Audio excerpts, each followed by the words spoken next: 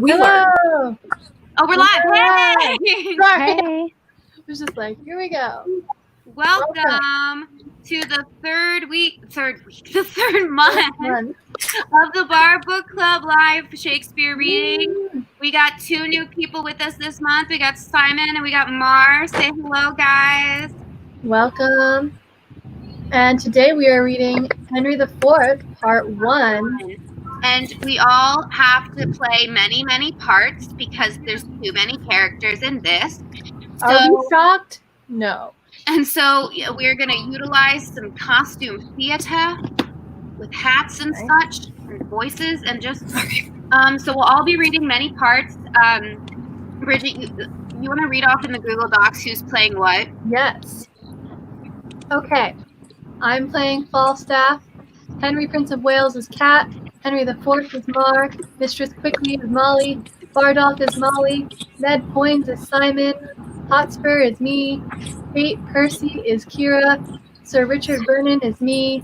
Scroop is me, except he doesn't talk, so never mind. Gashville is Simon. Jane Seymour is Molly. Thomas He doesn't Hickey talk is either. Kira. Don't worry. Carrier Ostler is me. First Carrier is also me. Carrier 2 is Simon. Vintner is Mar. Servant is Molly. Henry Percy, First Earl of Northumberland is Molly. Chamberlain is me. Worcester is Molly. Lady Mortimer is Kira. Duke of Bedford is me. Earl Mortimer, Duke of March is Molly. Randolph is Simon. Traveler is Molly. Franklin and Francis is me. Hotspur's Messenger is Molly. Earl of Westmoreland is me. Hostess is Molly. Glendower and Duke of Clarence, he doesn't talk, so ignore him, but that's me. Sir Walter Blunt is Simon. Sheriff is Kira. Earl of Douglas is me. And Peto is Molly. This is absurd. It's a lot of characters. Like, what was Shakespeare doing? Oh my god. Wow, he really worked. How many characters can I fit? I can't wait till we do Macbeth, because there's like 10 people and that's it. Right? Is Molly Very back? exciting. Sorry, Kat, I just saw that. And I'm also reading the stage directions, as always. But I do appreciate Shakespeare stage directions, because if you guys watched on my channel 2 weeks ago, we did Beetlejuice, and that screenplay had the most in-depth stage directions I'd seen. It was like giving you their biographies. It was like, Barbara had a peanut butter sandwich that morning. And then she stood by the window and gazed outside. Yeah, whereas this is just like they walk on. So... And then you figure it out. So are we ready? I'm ready. Let's see if we can do it, everybody. Henry IV, Part 1 by one William Shakespeare, who was smart. Act 1, Scene 1. Enter the King, Lord John of Lancaster, and the Earl of Westmoreland with others. Oh, and Mar is gone. We're off to a great start. Mar, are you there? Did we lose you? Did we lose you, Mar? Mar, are you there? Mar? Technical difficulties. Mar, can you hear us?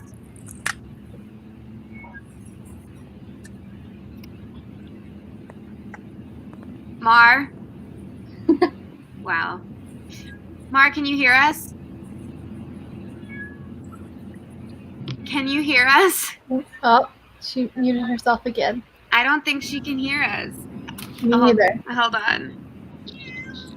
I'm going to message her on Instagram and see if she can hear us. Oh, and she's gone.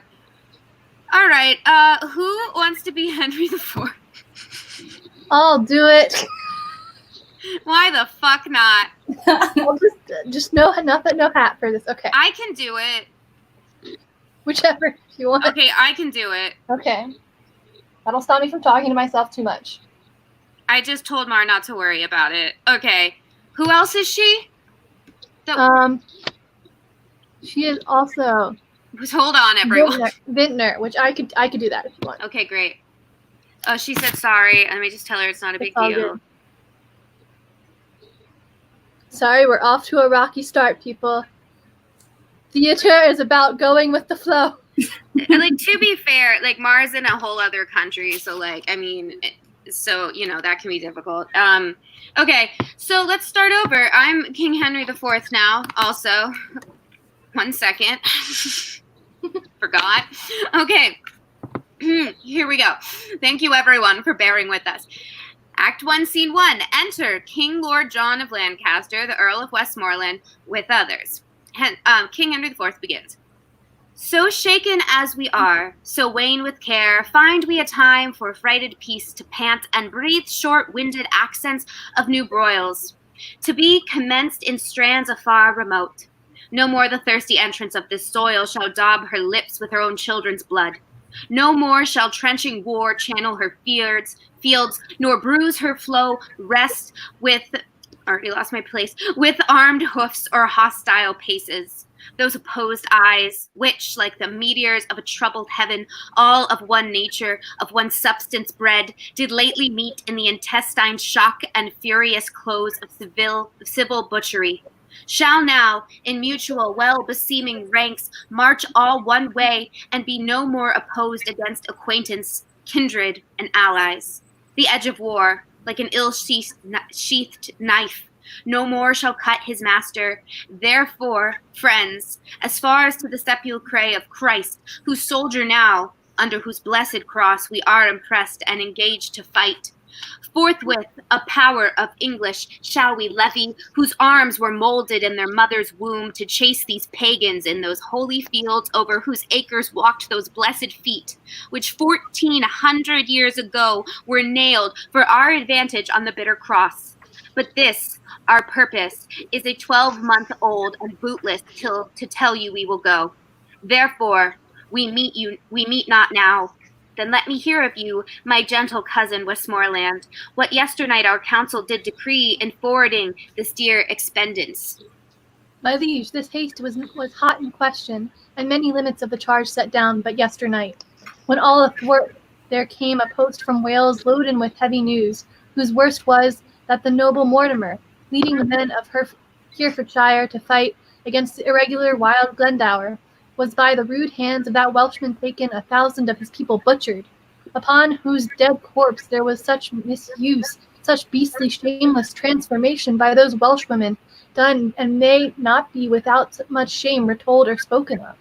It seems, then, that the tidings of this broil break off our business for the Holy Land. This matched with other did, my gracious lord, for more uneven and unwelcome news came from the north, and thus it did import. On holy rude day, the gallant Hotspur there, young Harry Percy and brave Archibald, that ever valiant and approved Scot, at Holmedon met, where they did spend a sad and bloody hour, as by discharge of their artillery, and shape of likelihood. The news was told, for he that brought them, in the very heat and pride of their contention, did take horse, uncertain of the issue any way. Here is a dear and true industrious friend, Sir Walter Blunt, new lighted from his horse, stained with the variation of each soil betwixt that Holmedon and this seat of ours. And he hath brought us smooth and welcome news. The Earl of Douglas is discomfited. 10,000 bold Scots, 22 knights, balked in their own blood, did Sir Walter see on Holmedon's plains. Of prisoners, Hotspur took Mordrake, Earl of Fife, and eldest son to beaten Douglas, and the Earl of Anthol of Moray, Angus, and Menteleth. And is not an honorable spoil a gallant prize? Ha, cousin, is it not? In faith, it is a conquest for a prince to boast of. Yea, there thou mark'st me sad, and mark'st me sin and envy that my lord Northumberland should be the father of so blessed a son who is the theme of honor's tongue amongst a grove, the very straightest plant, who is sweet fortune's minion and her pride, whilst I, by looking on the praise of him, see riot and dishonor stain the brow of my young Harry. Oh, that it could be proved that some night-tripping fairy had exchanged in cradle clothes our children where they lay, and called my Percy his Plantagenet. Then would I have his Harry, and he mine, but let him from my thoughts. What think you, cause of this young Percy's pride? The prisoners which he in this adventure hath surprised, to his own use he keeps and sends me word. I shall have none but Mordrake, Earl of Fife. This is his uncle's teaching, this Worcester malevolent to you in all aspects, which makes him prune himself and bristle up, the crest of youth against your dignity. But I have sent for him to answer this, and for this cause awhile we must neglect our holy purpose to Jerusalem. Cousin, on Wednesday next our council we will hold at Windsor, and so inform the lords. But come yourself with speed to us again, for more is to be said and to be done than out of anger can be uttered. I will, my liege. Act 1, Scene 2. Enter Henry, Prince of Wales, and Sir John Falstaff. Now, Hal, what time of day is it, lad? Thou art so fat-witted, with drinking of old sack and unbuttoning thee after supper, and sleeping upon benches afternoon, that thou hast forgotten to demand that truly which thou wouldst truly know. What a devil hast thou to do with the time of day? Unless hours were cups of sack, and minutes captains, and clacks the tongues of bawds, and dials the signs of leaping houses, and the blessed sun himself of fair hot wench and flame-colored taffeta, I see no reason why thou shouldst be so superfluous to demand the time of day. Indeed, you come near me now, Hal, for that take persons go by the moon and the 7 stars, and not by Phoebus, he that wandering night so fair, and I, prithee, sweet wag, when thou art king, as God save thy grace, majesty, I should say, for grace thou wilt have none. What, none? No, by my troth, not so much as will serve the prologue to an egg and butter. Well, how then? Come roundly. Marry then, sweet wag, when thou art king, let not us that are squires of the night's body be called thieves of the day's beauty.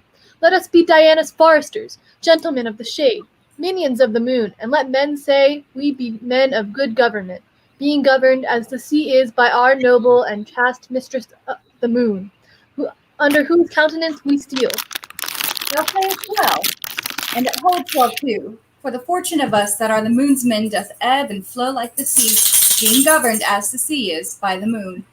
As for proof now, a purse of gold most resolutely snatched on Monday night, and most dissolutely spent on Tuesday morning, got with swearing lay by, and spent with crying bring in, now in as low an ebb as the foot of the ladder, and by in as high a flow as the ridge of the gallows. By the Lord, thou sayest true, lad, and is not my hostess of the tavern a most sweet wench? As the honey of high blood, my old lad of the castle, and is not a buff jerkin a most sweet robe of durance? How now, mad wag, what in thy quips and thy quiddities? What a plague have I to do with a buff jerkin? Why, what a pox have I to do with my hostess of the tavern? Well, thou hast called her to a reckoning many a time and oft. Did I ever call for thee to pay thy part? No, I'll give thee thy due. Thou hast paid all here, all there. Yea, and elsewhere, so far as my coin would stretch, and where would not I have used my credit? Yea, and so used it, that were it not here apparent that thou art heir apparent. But I prithee, sweet wag, shall there be gallows standing in England when thou art king? And resolution thus fobbed as it is, with the crusty curb of old father antic the law. Do not thou, when thou art king, hang a thief. No, thou shalt. Shall I? Oh, rare. By the Lord, I'll be a brave judge. Thou judgest false already. I mean, thou shalt have the hanging of the thieves, and so become a rare hangman. Well, Hal, well. And in some sort it jumps with my humor as well as waiting in the court, I can tell you. For obtaining of suits? Yea, for obtaining of suits, whereof the hangman hath no lean wardrobe. Its blood, I am as melancholy as a gib cat or a lugged bear. Or an old lion, or a lover's lute. Yea, or the drone of a Lincolnshire bagpipe. What sayest thou to a hare, or the melancholy of Moorditch? Thou hast the most unsavory similes, and art indeed the most comparative, rascaliest, sweet young prince. But Hal, I prithee, trouble me no more with vanity. I would to God thou and I knew where a commodity of good names were to be bought. An old lord of the council rated me the other day in the street about you, sir, but I marked him not, and yet he talked very wisely. But I regarded him not, and yet he talked wisely, and in the street too. Thou didst well, for wisdom cries out in the streets, and no man regards it. Oh, thou hast damnable iteration, and art indeed able to corrupt a saint. Thou hast done much harm upon me, Hal, but forgive thee for it. Before I knew thee, Hal, I knew nothing, and now am I, if a man should speak truly, little better than one of the wicked. I must give over this life, and I will give it over. By the Lord, and I do not. I am a villain. I'll be damned for never a king's son in Christendom. Or shall we take a purse tomorrow, Jack? Sounds where thou wilt, lad. I'll make one, and I do not. Call me a villain and baffle me. I see a good amendment of life in thee, from praying to purse-taking. Why, Hal, 'tis my vocation, Hal. 'Tis no sin for a man to labor in his vocation. Enter points. Oh, I'm so sorry. Enter points. This happens at least once. Points. Now shall we know if Gadshil have set a match? Oh, if men were to be saved by merit, what hole in hell were hot enough for him? This is the most omnipotent villain that ever cried, "Stand to a true man." Good morrow, Ned. Good morrow, sweet Hal. What says Monsieur Remorse? What says Sir John Sack and Sugar? Jack, how agrees the devil in thee about thy soul, that thou soldest him on Good Friday last for a cup of Madeira and a cold chaffin's leg? Sir John stands to his word. The devil shall have his bargain, for he was never yet a breaker of proverbs. He will give the devil his due. Then art thou damned for keeping thy word with the devil? Elsie had been damned for cozening the devil. But my lads, tomorrow morning, by 4 o'clock, early at Gadshil, there are pilgrims going to Canterbury with rich offerings, and traders riding to London with fat purses. I have visits for you all. You have horses for yourselves. Gadshil lies tonight in Rochester. I have bespoke supper tomorrow night in Eastcheap. We may do it as secure as sleep. If you will go, I will stuff your purses full of crowns. If you will not, tarry at home and be hanged. Hear ye, Edward. If I tarry at home and go not, I'll hang you for going. You will, Chops? How wilt thou make one? Who? I rob? I a thief? Not I, by my faith. That's neither honesty, manhood, nor good fellowship in thee, nor thou camest not of the blood royal, if thou dearest not stand for 10 shillings. Well then, once in my days I'll be a madcap. Why, that's well said. Well, come what will, I'll tarry at home. By the Lord, I'll be a traitor then when thou art king. I care not. Sir John, I prithee, leave the prince and me alone. I will lay him down such reasons for this adventure that he shall go. Well, God give thee the spirit of persuasion, and him the ears of profiting, that what thou speakest may move, and what he hears may be believed, that the true prince may, for recreation's sake, prove a false thief. For the poor abuses of the time want countenance. Farewell, you shall find me in Eastcheap. Farewell, thou latter spring. Farewell, I'll howl in winter, I'll howl in summer. Exit Falstaff. Now, my good, sweet honey lord, ride with us tomorrow. I have a just to execute that I cannot manage alone. Falstaff, Bardolph, Tito, and Gadshil shall rob those men that we have already waylaid. Yourself and I will not be there, and when they have the booty, if you and I do not rob them, cut this head off from my shoulders. How shall we part with them in setting forth? Why, we will set forth before or after them, and appoint them a place of meeting, wherein it is at our pleasure to fail, and then they will adventure upon the exploit themselves, which they shall have no sooner achieved, but will set upon them. Yea, but 'tis like that they will know us by our horses, by our habits, and by every other appointment, to be ourselves. Tut, our horses they shall not see. I'll tie them in the wood. Our vizards which we will change after we leave them. And, sirrah, I have cases of buckram for the knots, to amask our noted outward garments. Yea, but I doubt they will be too hard for us. Well, for 2 of them, I know them to be as true-bred cowards as ever turned back. And for the 3rd, if he fight longer than he sees reason, I'll forswear arms.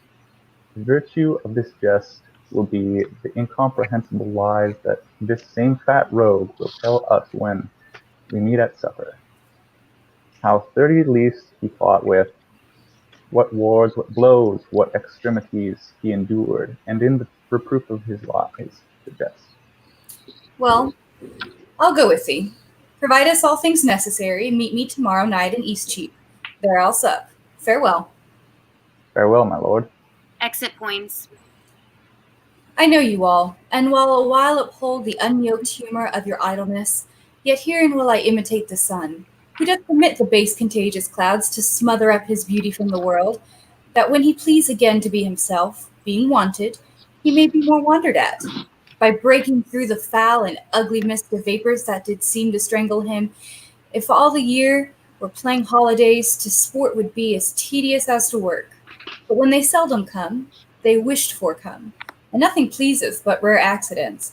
So when this loose behavior I throw off, and pay the debt I never promised, by how much better than my word I am, by so much shall I falsify men's hopes, and like bright metal on a sullen ground, my reformation, glittering o'er my fault, shall show more goodly and attract more eyes than that which hath no foil to set it off. I'll so offend, to make offense a skill, redeeming time when men think least I will.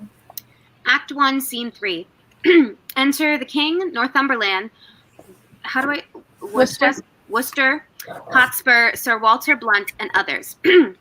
My blood hath been too cold and temperate, unapt to stir at these indignities, and you have found me, for accordingly you tread upon my patience. But be sure, I will from henceforth rather be myself, mighty, and to be feared than my condition, which hath been smooth as oil, soft as young down, and therefore lost that title of respect, which the proud soul never pays but to the ground. Our house, my sovereign liege, little deserves the scourge of greatness to be used on it, and that same greatness to which our own hands have hoped to make so portly.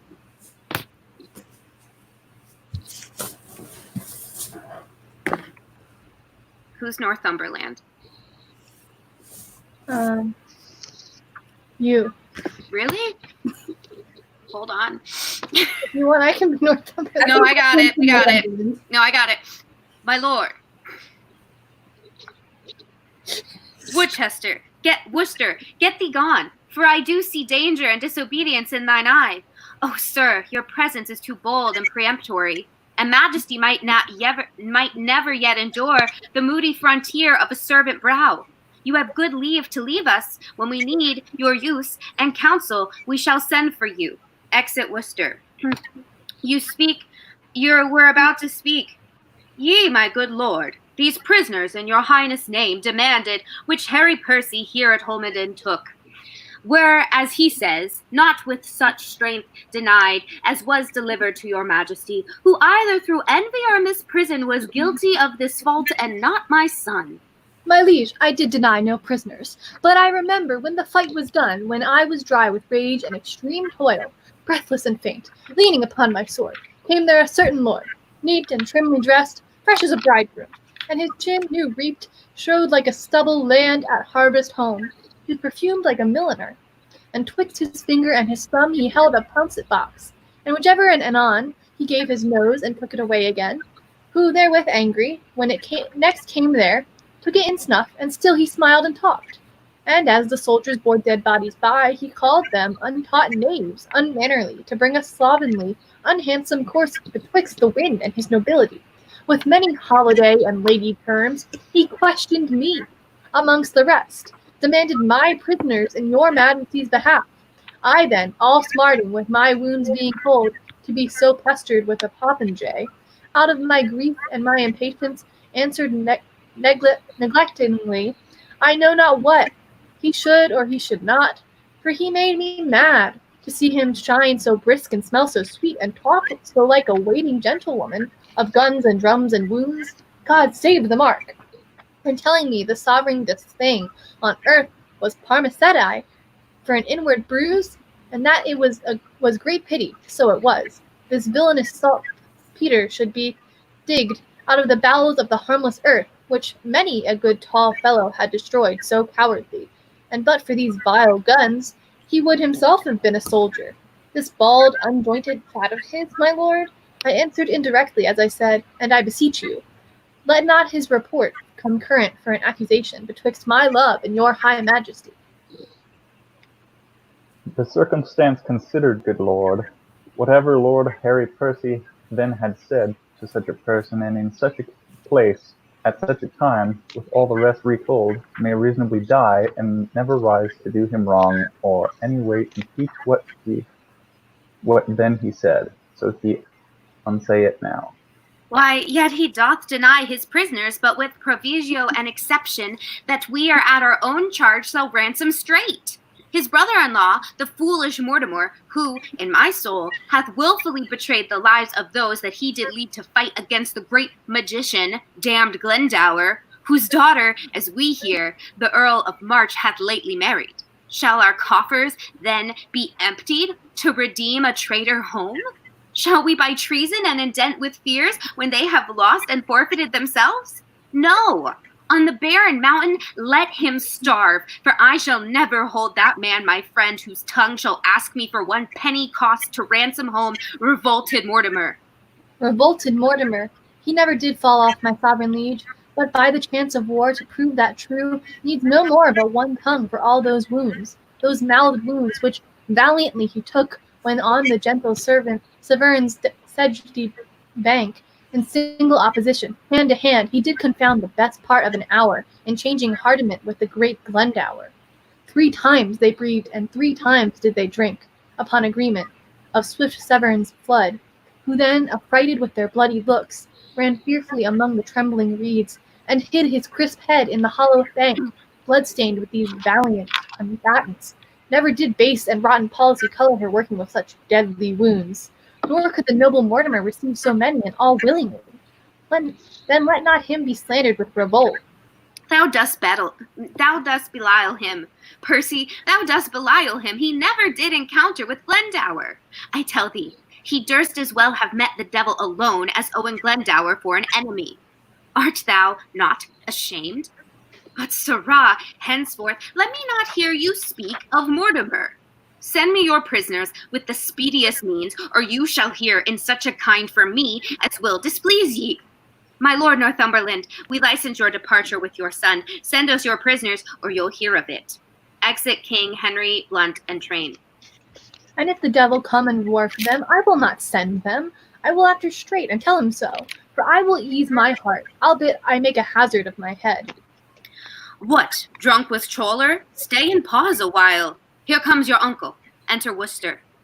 Speak of Mortimer. Zounds, I will speak of him, and let my soul want mercy, if I do not join with him. Yea, on his part, I'll empty all these veins, and shed my dear blood drop by drop in the dust. But I will lift the downtrod Mortimer, as high in the air as this unthankful king, as this ingrate and cankered Bolingbroke. Brother, the king hath made your nephew mad. Who struck this heat up after I was gone? He will, forsooth, have all my prisoners. And when I urged the ransom once again of my wife's brother, then his cheek looked pale, and on my face he turned an eye of death, trembling even at the name of Mortimer. I cannot blame him. Was not he proclaimed by Richard that dead is the next of blood? He was, I have heard the proclamation. And then it was when the unhappy king, whose wrongs in us God pardon, did set forth upon his Irish expedition, from whence he intercepted did return, to be disposed and shortly murdered. And for whose death we in the world's wide mouth live scandalized and foully spoken of. But soft, I pray you, did King Richard then proclaim my brother Edmund Mortimer heir to the crown? He did.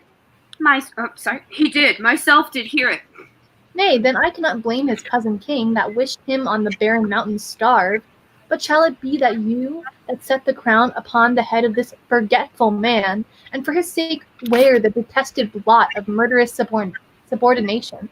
Shall it be that you a world of curses undergo, being the agents of base second means, the cords, the ladder, the hangman rabbit?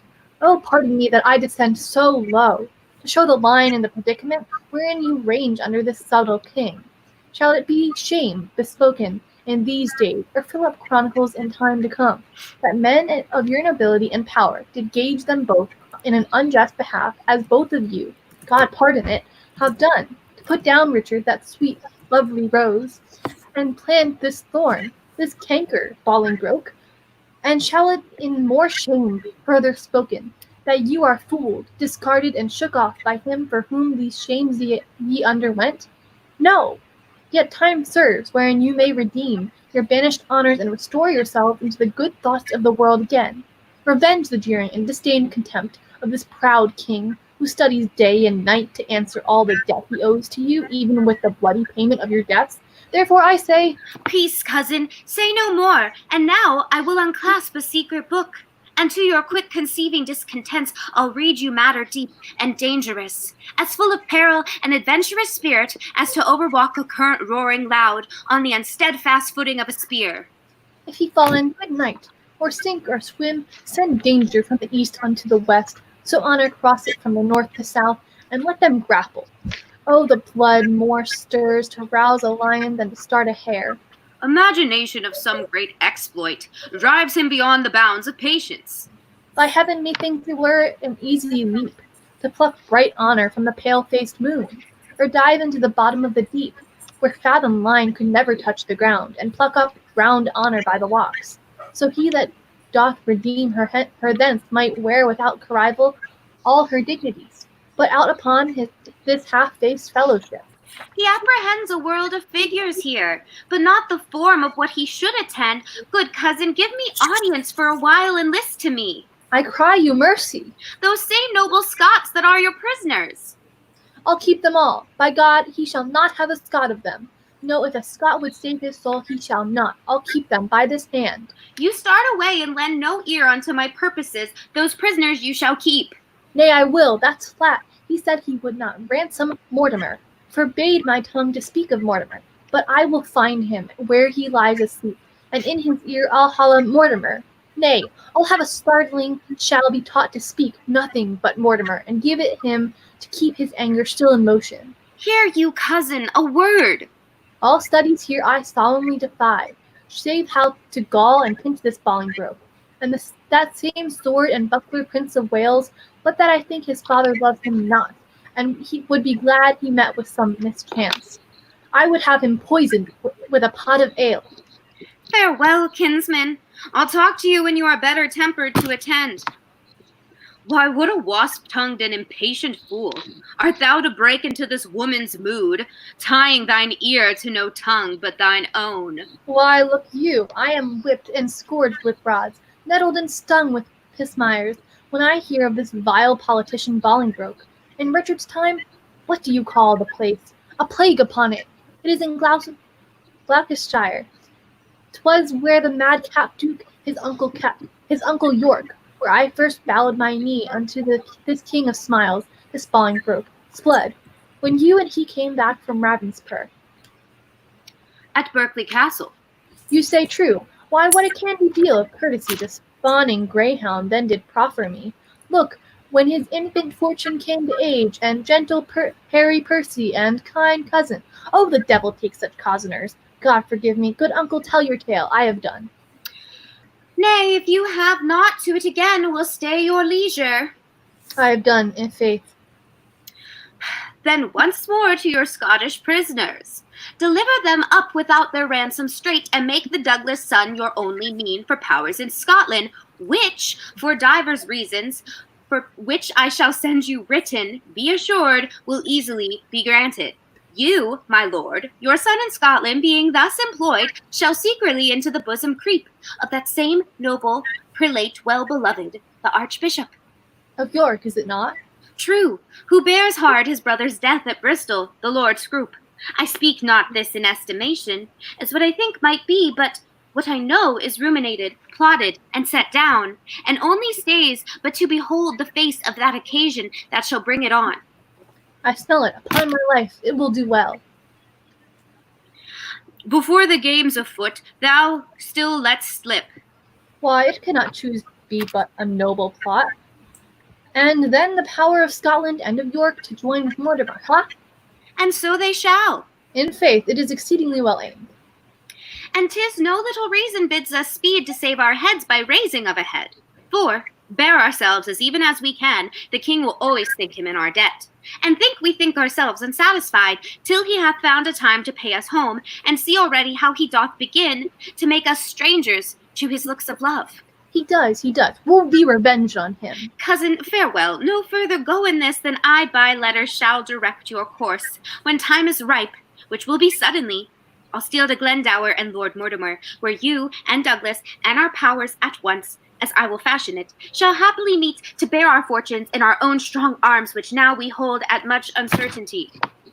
Farewell, my good brother, we shall thrive, I trust. Uncle, adieu. Oh, let the honors be short, till fields and blows and groans applaud our sport. Act 2, Scene 1. Enter a carrier with a lantern in his hand. Hi-ho! And it be not flat, for by the day I'll be hanged. Charles's wain is over in the new chimney, and yet our horse is not packed. What ostler? Are you also ostler? Anon! Anon! I prithee, Tom, beat cut saddle, and put a few flocks in the point, poor jade, and run with the withers out of all sets.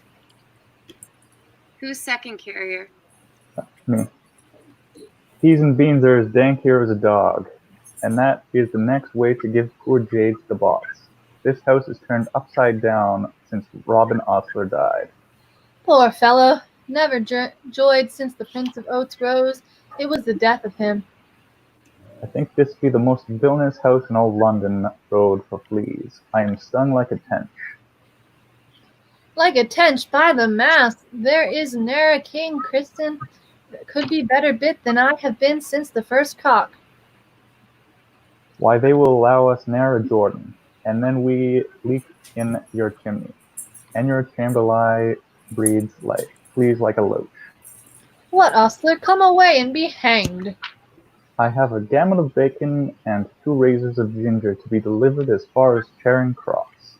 God's body, the turkeys in my pannier are quite starved. What, ostler, a plague on thee! Hast thou never an eye in thy head, canst not hear? And 'twere not as good deed as drink to break the plate. On thee I am a very villain. Come and be hanged. Hast thou no faith in thee? Enter Gadshill. Good morrow, carriers. What's o'clock? I think it be 2 o'clock. I pray thee lend me thy lantern, to see my gelding in the stable. Nay, by God soft, I know a trick worth 2 of that, in faith. I pray thee lend me thine. Ay, when? Canst tell. Lend me thine lantern, quoth he. Marry, I'll see thee hanged first. Sirrah, carrier, what time do you mean to come to London? Time enough to go to bed with a candle, I warrant thee. Come, neighbour Muggs, we'll call up the gentlemen. They will along with company, for they have great charge. Exit carriers and enter Chamberlain. What ho, Chamberlain? At hand, quoth Pigpurse. That's even as far as at hand, quoth the Chamberlain, for thou variest no more from picking up of purses than giving direction doth from labouring. Thou layest the plot how? Good morrow, Master Gadshill. It holds current that I told you yesternight. There's a franklin in the wild of Kent hath brought 300 marks with him in gold. I heard him tell it to one of his company last night at supper, a kind of auditor, one that hath abundance of charge too. God knows what. They're up already, and called for eggs and butter. They will away presently. Sirrah, if they meet not with St. Nicholas's clerks, I'll give thee this net. No, none of it. I pray thee keep that for the hangman. For I know thou worshipst St. Nicholas as truly as a man of falsehood may. What talkest thou to me of the hangman? If I hang, I'll make a fat pair of gallows. For if I hang, old Sir John hangs with me, and thou knowest he is no starveling. Tut, there are other Trojans that thou dream'st not of, the which for sport's sake are content to do the profession some grace, that would, if matters should be looked into, for their own credit's sake, make all whole. I am joined with no footland rakers, for no staff sixpenny strikers, none of these mad mustachio, purple-hued malt worms, but with nobility and tranquillity. Burgomasters and great one-eyers, such can hold him, such as will strike sooner than speak, and speak sooner than drink, and drink sooner than pray, and yet zounds, I lie, for they pray continually to their saint, the Commonwealth, or rather not pray to her, but pray on her, for they ride up and down on her and make her their boots. What, the Commonwealth in their boots? Will she hold out water in foul way? She will, justice hath liquored her. We steal as in a castle, cocksure. We have the receipt of fern seed, we walk invisible. Nay, by my faith, I think you are more beholding to the night than to fern seed, for your walking invisible. Give me thy hand, thou shalt have a share in our purchase, as I am a true man. Nay, rather let me have it, as you are a false thief. To go, homo, the common name to all men. Bid the ostler bring my gelding out of the stable. Farewell, you muddy knave. Act 2, Scene 2. Enter Prince Poins and Pato and Bardolph. Come, shelter, shelter. I have removed Falstaff's horse, and he frets like a gum to velvet. Stand close. Enter Falstaff. Poins, be hanged, Poins. Peace, you fat kidneyed rascal. What a brawling dost thou keep? Where's Poins, Hal? He has walked up to the top of the hill. I'll go seek him. I am accursed to rob in that thief's company. The rascal hath removed my horse, and tied him I know not where. If I travel but 4 foot by the squire, further afoot, I shall break my wind. Well, I doubt not but to die a fair death for all this. If I escape hanging for killing that rogue, I have forsworn his company hourly, any time this 2 and 20 years. And yet I am bewitched with the rogue's company. If the rascal hath not given me medicines to make me love him, I'll be hanged. It could not be else. I have drunk medicines. Poins, Hal, a plague upon you both. Bardolph, Peto, I'll starve ere I'll rob a foot further, and 'twere not as good a deed as drink, to turn true man and to leave these rogues. I am the veriest variate that ever chewed with a tooth, 8 yards of uneven ground and 70 miles afoot with me, and the stony-hearted villains know it well enough. A plague upon it, when thieves cannot be true to one another. They whistle. Woo! A plague upon you all. Give me my horse, you rogues. Give me my horse and be hanged. Peace, you fat guts. Lie down, lay thine ear close to the ground, and list if thou canst hear the tread of travelers. Have you any levers to lift me up again, being down? It's blooded, I'll not bear mine own flesh so far afoot again, for all the coin in thy father's exchequer. What a plague mean ye to colt me thus? Thou liest. Thou art not colted. Thou art uncolted. I prithee, good Prince Hal, help me to my horse, good King's son. Out, you rogue. Shall I be your ostler? Go hang thyself in thine own heir apparent garters. If I be taken, I'll peach for this. And I have not ballads made on you all and sung to filthy tunes. Let a cup of sack be my poison, when a jest is so forward and afoot too. I hate it. Enter Gadshill. Stand. So I do, against my will. Oh, 'tis our setter. I know his voice. Bardolph, what news? What news? Case ye, on with your vizards. There's money of the king's coming down the road. 'Tis going to the king's exchequer. You lie, you rogue. 'Tis going to the king's tavern. There's enough to make us all. To be hanged. Sirs, you 4 shall front them in the narrow lane. Ned Poins and I will walk lower. If they escape from your encounter, then they light on us. But how many be of them? Some 8 or 10. Zounds, will they not rob us? What, a coward, Sir John Paunch? Indeed, I am not John of Gaunt, your grandfather, but yet no coward, Hal. Well, we leave that to the proof. Sirrah, Jack, thy horse stands behind the hedge. When thou needst him, There thou shalt find him. Farewell, and stand fast. Now cannot I strike him if I should be hanged?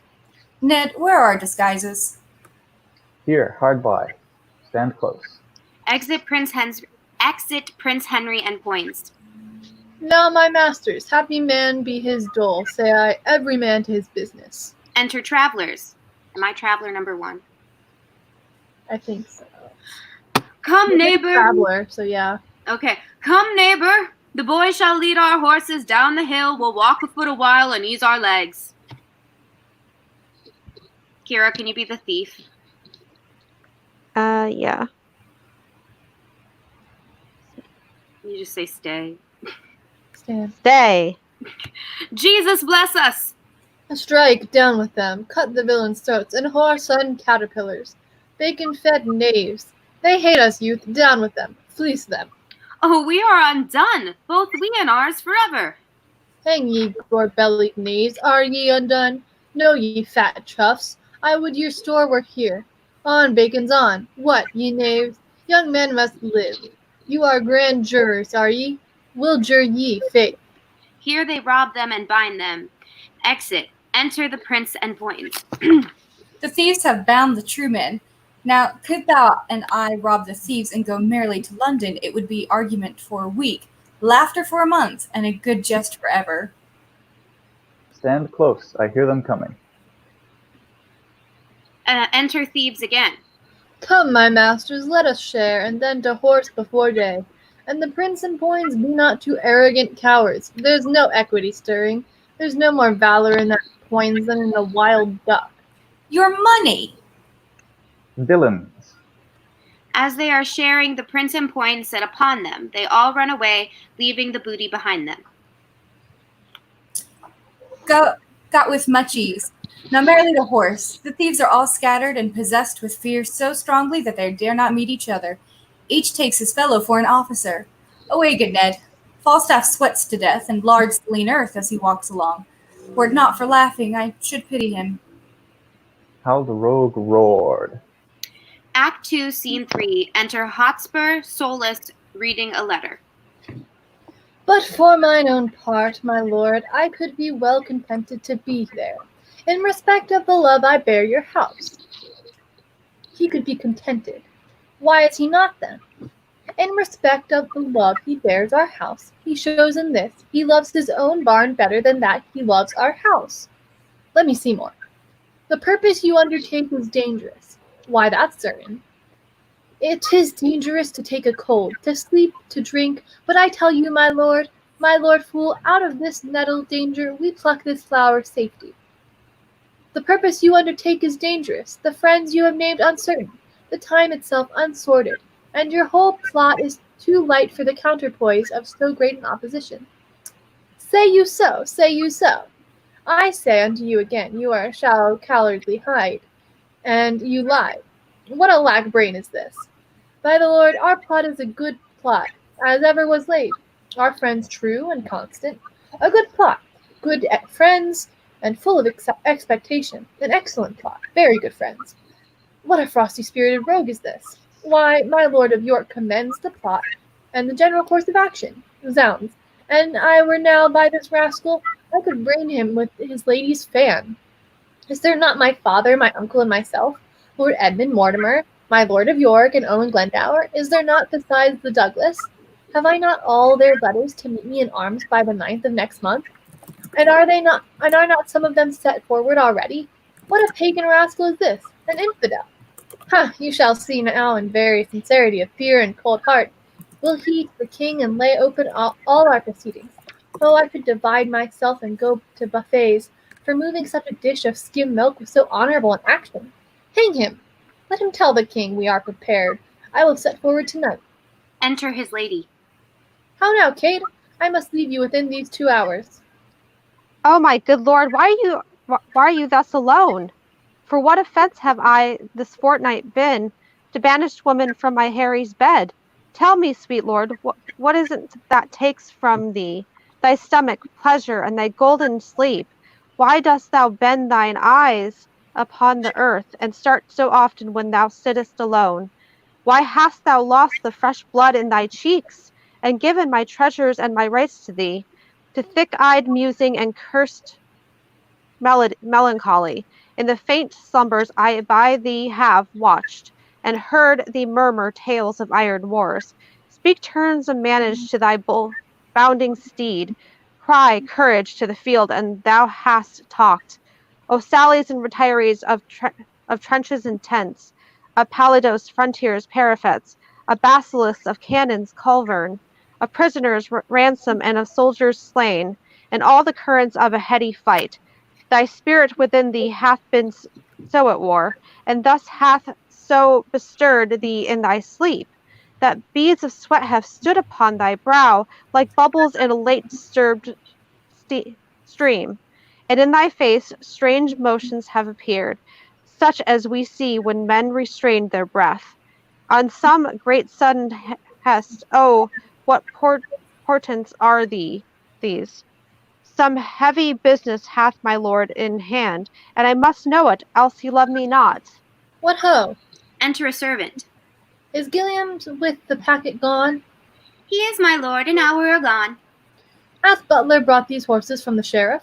One horse, my lord, he brought even now. What horse? A roan, a crop-ear, is it not? It is, my lord. That roan shall be my throne. Well, I will back him straight. O Esperance, did butler lead him forth into the park? But hear you, my lord. Oh, Sorry, exit servant. So sorry. no, But you're hear fine. you, my lord. What sayest thou, my lady? What is it carries you away? Why, my horse, my love, my horse. Out, you mad-headed ape!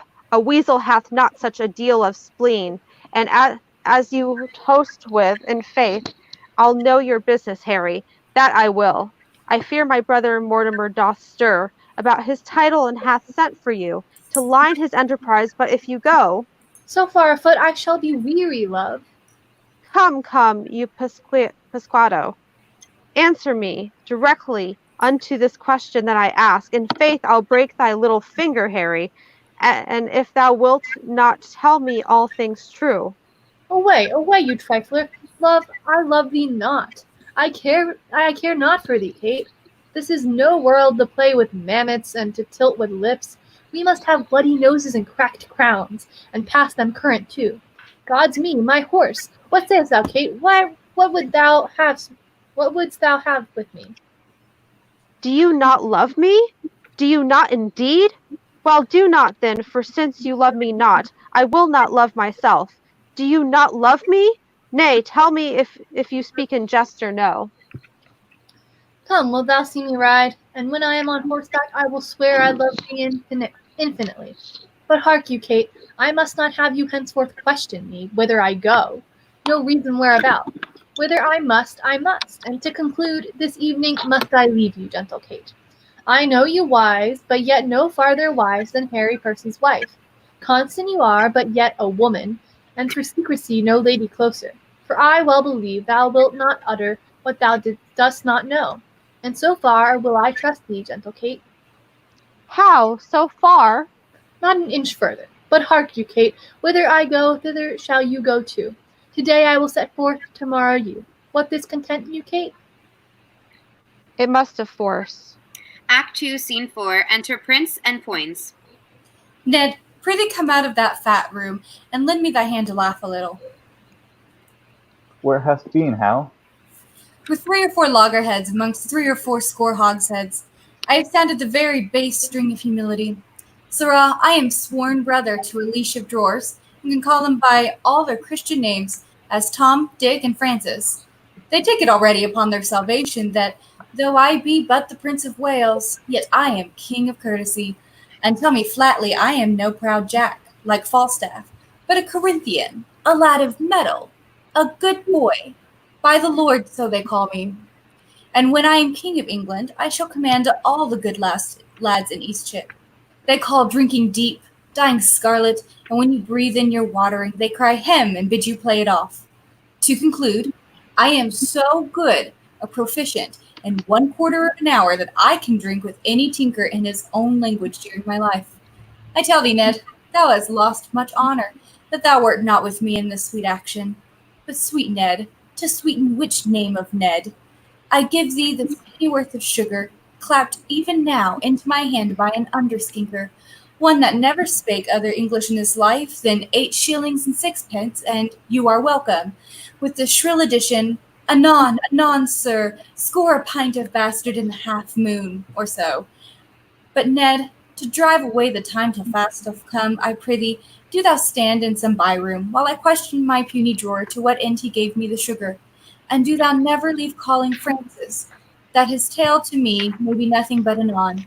Step aside, and I'll show thee a precedent. Francis! Thou art perfect. Francis! Exit Poins, enter drawer, Francis. Anon, sir, look down into the pomegranate, Ralph. Come hither, Francis. My lord. How long hast thou to serve, Francis? Forsooth, 5 years, and as much as 2. Poins comes back. Francis! Anon, sir. 5 year! By a lady, I long lease for the clinking of pewter. But Francis, darest thou to be so valiant as to play the coward with thy indenture, and show it a fair pair of heels and run from it? Oh, Lord, sir, I'll be sworn up in all the books in England. I could find in my heart. Francis! Anon, sir. How old art thou, Francis? Let me see. About Michaelmas next I shall be. Francis! Anon, sir, pray stay a little, my lord. Nay, but hark you, Francis, for the sugar thou gavest me, 'twas a pennyworth, was it not? Oh, Lord, I would it had been 2. I will give thee for it 1,000 pounds. Ask me when thou wilt, and thou shalt have it. Francis! Anon. Anon, Francis? No, Francis, but tomorrow, Francis. Or Francis, oh, Thursday. Or indeed, Francis, when thou wilt. But Francis! My lord? Wilt thou rob this leather jerkin, crystal button, non-pated, agate ring, puke stocking, caddis garter, smooth tongue, Spanish pouch? Oh, Lord, sir, what do you mean? Why then, your brown bastard is your only drink for you. For look you, Francis, your white canvas doublet will sully. In Barbary, sir, it cannot come to so much. What, sir? Francis! Away, you rogue! Dost thou not hear them call? Here they both call him. The drawer Francis stands amazed, not knowing which way to go. Enter Vinter. What standest thou still? And here is such a calling. Look to the guest within. Exit Francis. My lord, old Sir John, with half a dozen more, are at the door. Shall I let them in? Let them alone a while, and then open the door. Exit Vinter. Poins! Enter Poins. Anon, sir. Sir, Falstaff and the rest of the thieves are at the door. Shall we be merry? As merry as crickets, my lad. But hark ye, what cunning match have you made with this jest of the drawer? Come, what's the issue? I am now of all humours that have showed themselves humour since the days of Goodman Adam to the pupil age of this present 12 o'clock at midnight. Enter Francis. What's o'clock, Francis? Anon, sir. Exits. That ever this fellow should have fewer words than a parrot, and yet the son of a woman. His industry is upstairs and downstairs, his eloquence the parcel of a reckoning. I am not yet of Percy's mind, the Hotspur of the North, he that kills me some 6 or 7 dozen of Scots at a breakfast, washes his hands, and says to his wife, Fie upon this quiet life, I want work. Oh, my sweet Harry, says she, how many hast thou killed today? Give me my roan horse, the drench, says he, and answers, some 14, an hour after. A trifle. I prithee, call in Falstaff. I'll play Percy, and that damned Brawn shall play Dame Mortimer and his wife. Rivo, says the drunkard, call in Ribs, call in Tallow. Enter Falstaff, Gadstill, Bardolph, and Pato. Francis follows with wine. Welcome, Jack. Where hast thou been? A plague of all cowards, I say, and a vengeance, too. Marry and amend. Give me a cup of sack, boy. Here I lead this life long. Also nether stocks and mend them and foot them too. A plague of all cowards. Give me a cup of sack, rogue. Is there no virtue extant? Didst thou ever see Titan kiss a dish of butter? Pitiful-hearted Titan, that melted at the sweet tale of the suns. If thou didst, then behold that compound. You rogue! Here is lime in this sack too. There is nothing but roguery to be found in villainous men. Yet a coward is worse than a cup of sack with lime in it. A villainous coward! Go thy ways, old Jack, die when thou wilt, if manhood, good manhood, be not forgot upon the face of the earth, then am I a shot herring. There live not 3 good men unhanged in England, and one of them is fat and grows old. God help the while, a bad world, I say. I would I were a weaver, I could sing psalms or anything. A plague of all cowards, I say still. How now, woolsack, what mutter you? A king's son, if I do not beat thee out of thy kingdom with a dagger of lath, and drive all thy subjects afore thee like a flock of wild geese, I'll never wear hair on my face more. You Prince of Wales. Why, you whoreson round man, what's the matter? Are not you a coward? Answer me to that. And Poins there? Zounds, you fat paunch! And you call me a coward? By the Lord, I'll stab thee. I call thee coward. I'll see thee damned ere I call thee coward. But I would give a 1,000-pound note I could run as fast as thou canst. You are straight enough in the shoulders, you care not who sees your back. Call you that backing your friends? A plague upon such backing. Give me them that will face me. Give me a cup of sack. I am a rogue if I drunk today. O villain, thy lips are scarce wiped since thou drinkest last. All's one for that. He drinks. A plague of all cowards. Still say I. What's the matter?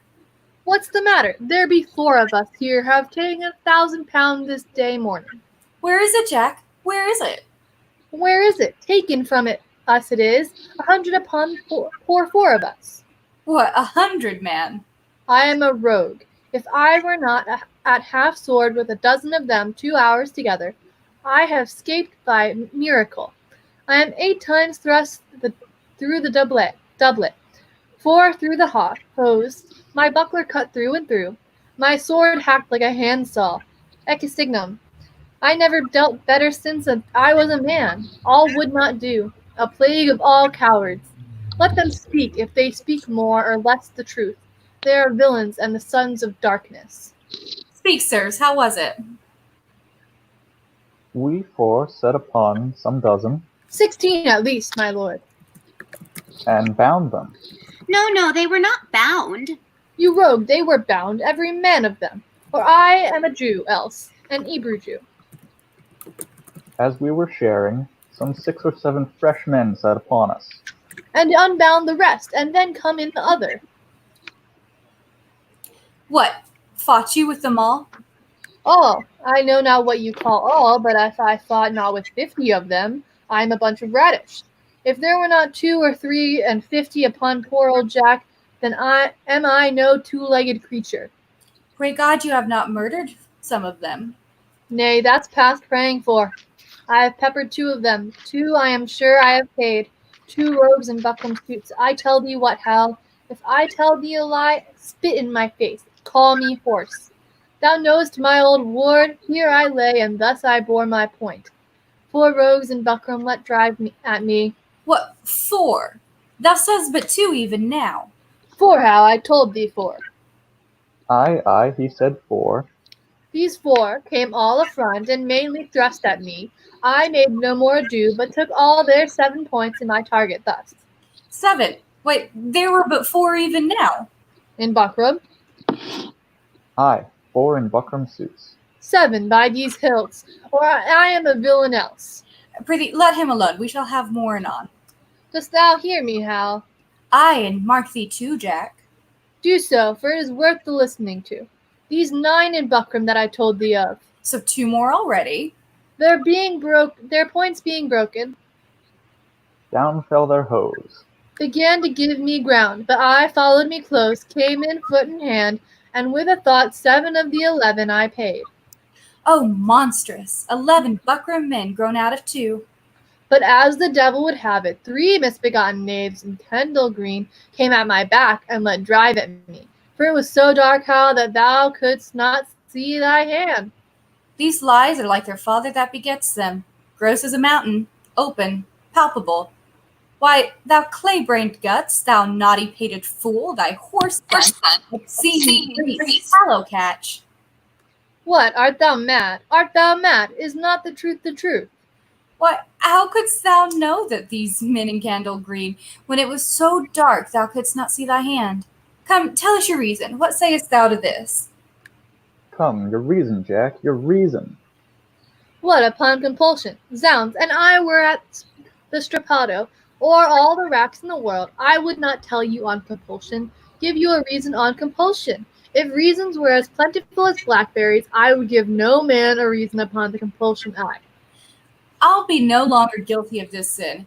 This sanguine coward, this bed presser, this horseback breaker, this huge hill of flesh. Splut, you starveling, you elfskin, you dry neat's tongue, you bull's pizzle, you stockfish, oh for breath to utter what is like thee. You tailor's yard, you sheath, you bowcase, you vile standing tuck. Well, breathe a while, and then to it again. And when thou hast tired thyself in base comparisons, hear me speak but this. Mark, Jack. We too saw you four set on four and bound them, and were masters of their wealth. Mark now how a plain tale shall put you down. Then did we two set on you four, and with a word outface you from your prize and habit. Yea, and can show it you here in the house. And Falstaff, you carried your guts away as nimbly, with as quick dexterity, and roared for mercy, and still run and roared as I have ever heard a bull calf. What a slave art thou, to hack thy sword as thou hast done, and then say it was in fight? What trick, what device, what starting hole canst thou now find out to hide thee from this open and apparent shame? Come, let's hear, Jack. What trick hast thou now? By the Lord, I knew ye as well as he that made ye. Why, hear you, my masters, was it for me to kill the heir apparent? Should I turn upon the true prince? Why, thou knowest I am as valiant as Hercules, but beware instinct. The lion will not touch the true prince. Instinct is a great matter. I was now a coward on instinct. I shall think the better of myself and thee during my life. I for a valiant lion, and thou for a true prince. But by the Lord, lads, I am glad you have the money. Hostess clap to the doors, watch tonight, pray tomorrow. Gallants, lads, boys, hearts of gold, all the titles of good fellowship come to you. What shall we be married? Shall we have a play extempore? Content, and the argument shall be thy running away. No more of that, Hal, and thou lovest me. Enter hostess quickly. My lord, the prince? How now, my lady the hostess, what sayest thou to me? Marry, my lord, there is a nobleman of the court at the door, would speak with you. He says he comes from your father. Give him as much as will make him a royal man, and send him back again to my mother. What manner of man is he? An old man. What doth gravity out of his bed at midnight? Shall I give him his answer? Prithee do, Jack. Faith, and I'll send him packing. Exit. Now, sirs, byre lady, you fought fair. So did you, Peto. So did you, Bardolph. You are lions too. You ran away upon instinct. You will not touch the true prince. No, fie. Faith, I ran when I saw others run. Faith, tell me now in earnest, how came Falstaff's sword so hacked? Why, he hacked it with his dagger and said he would swear truth out of England, but he would make you believe it was done in fight and persuaded us to do the like. Yea, and to trickle our noses with spear grass to make them bleed, and then to beslubber our garments with it and swear it was the blood of true men. I did that. I did not this 7 years before. I blush to hear this monstrous devices. Oh, villain, thou stolest a cup of sack 18 years ago, and went taken with the manner, and ever since thou hast blushed extempore. Thou hadst fire and sword on thy side, and yet thou rannest away. What instinct hadst thou for it? My lord, do you see these meteors? Do you behold these exhalations? I do. What think you they portend? Hot livers and cold purses. Toiler, my lord, if rightly taken. No, if rightly taken, halter. Enter Falstaff. Here comes lean Jack. Here comes Barebone. How now, my sweet creature of bombast? How long ago, Jack, since thou sawest thine own knee? My own knee, when I was about thy years, how I was not an eagle's talon in the waist. I could have crept into any alderman's thumb ring. A plague of sighing and grief. It blows up a man like a bladder. There's villainous news abroad. Here was Sir John Bracy from your father. You must to the court in the morning. That same mad fellow of the north, Percy, and he of Wales, that gave Amamon the bastinado and made Lucifer cuckold and swore the devil is true liegeman upon the cross of a Welsh hook. What a plague call you him? Oh, Glendower. Owen, the same, and his son-in-law Mortimer, and old Northumberland, and that sprightly Scot of Scots, Douglas, and that runs a horseback up a hill perpendicular. He that rides at high speed and with his pistol kills a sparrow flying. You have hit it. So did he never the sparrow. Well, the rascal hath good mettle in him. He will not run. Why, what a rascal art thou then to praise him so for running? Oh, horsebacky cuckow. But afoot he will not budge a foot. Yes, Jack, upon instinct. I grant ye upon instinct. Well, he is there too, and one more Dake, and 1,000 blue caps more. Worcester is stolen away tonight. Thy father's beard is turned white with the news. You may buy land now as cheap as stinking mackerel. Why then, it is like if there comes a hot June and the civil buffeting hold, we shall buy maiden heads as they buy hobnails, by the hundreds. By the mass, lad, thou sayest true. It is like we shall have good trading that way. But tell me how, art thou horrible afeard, thou being heir apparent, could the world pick thee out of 3 such enemies again, as that fiend Douglas, that spirit Percy, and that devil Glendower? Art thou not horribly afraid? Doth thy blood trill at it? Not a whit, in faith. I like some of thy instinct. Well, thou wilt be horribly chid tomorrow when thou comest to thy father. If thou love me, practice an answer. Do thou stand for my father, and examine me upon the particulars of my life. Shall I? Content. This chair shall be my state, this dagger my scepter, this cushion my crown. Thy state is taken for a joined stool, thy golden scepter for a leaden dagger, and thy precious rich crown for a pitiful bald crown. Well, and the fire of grace be not quite out of thee. Now shalt thou be moved. Give me a cup of sack to make my eyes look red, that it may be thought I have wept. For I must speak in passion, and I will do it in King Candace's vein. Well, here is my leg. And here is my speech. Stand aside, nobility. This is excellent sport and faith. Weep not, sweet queen, for trickling tears are vain. Oh, the father, how he holds his countenance. For God's sake, lords, convey my tristful queen, for tears do stop the floodgates of her eyes. Oh, rare, he doth it as like one of these harlotty players as I ever see. Peace, good pint pot, peace, good tickle brain. Harry, I do not only marvel where thou spendest thy time, but also how thou art accompanied. For though the chamomile, the more it is trodden on, the faster it grows, yet youth, the more it is wasted, the sooner it wears. Thou art my son, I have partly thy mother's word, partly my own opinion, but chiefly a villainous trick of thine eye, and a foolish hanging of thy nether lip, that doth warrant me. If then thou be son to me, here lies the point. Why, being son to me, art thou so pointed at? Shall the blessed Son of Heaven prove a mister and eat blackberries? A question not to be asked. Shall the Son of England prove a thief and take purses? A question to be asked. There is a thing, Harry, which thou hast often heard, and it is known to many in our land by the name of pitch. This pitch, as ancient writers do report, doth defile. So doth the company thou keepest. For, Harry, now I do not speak to thee in drink, but in tears, not in pleasure, but in passion, not in words only, but in woes also, and yet is a virtuous man, whom I have often noted in thy company, but I know not his name. What manner of man, and it like your majesty? A goodly portly man, in faith and of corpulent, and a cheerful look, a pleasing eye, and a most noble carriage. and as I think, his age some 50, or by our lady, inclining to threescore, and now I remember me. His name is Falstaff. If that man should be lewdly given, he deceiveth me. For Harry, I see virtue in his looks. If then the tree may be known by the fruit, as the fruit by the tree, then peremptorily I speak it. Where is virtue in that Falstaff? Him keep with the rest banished.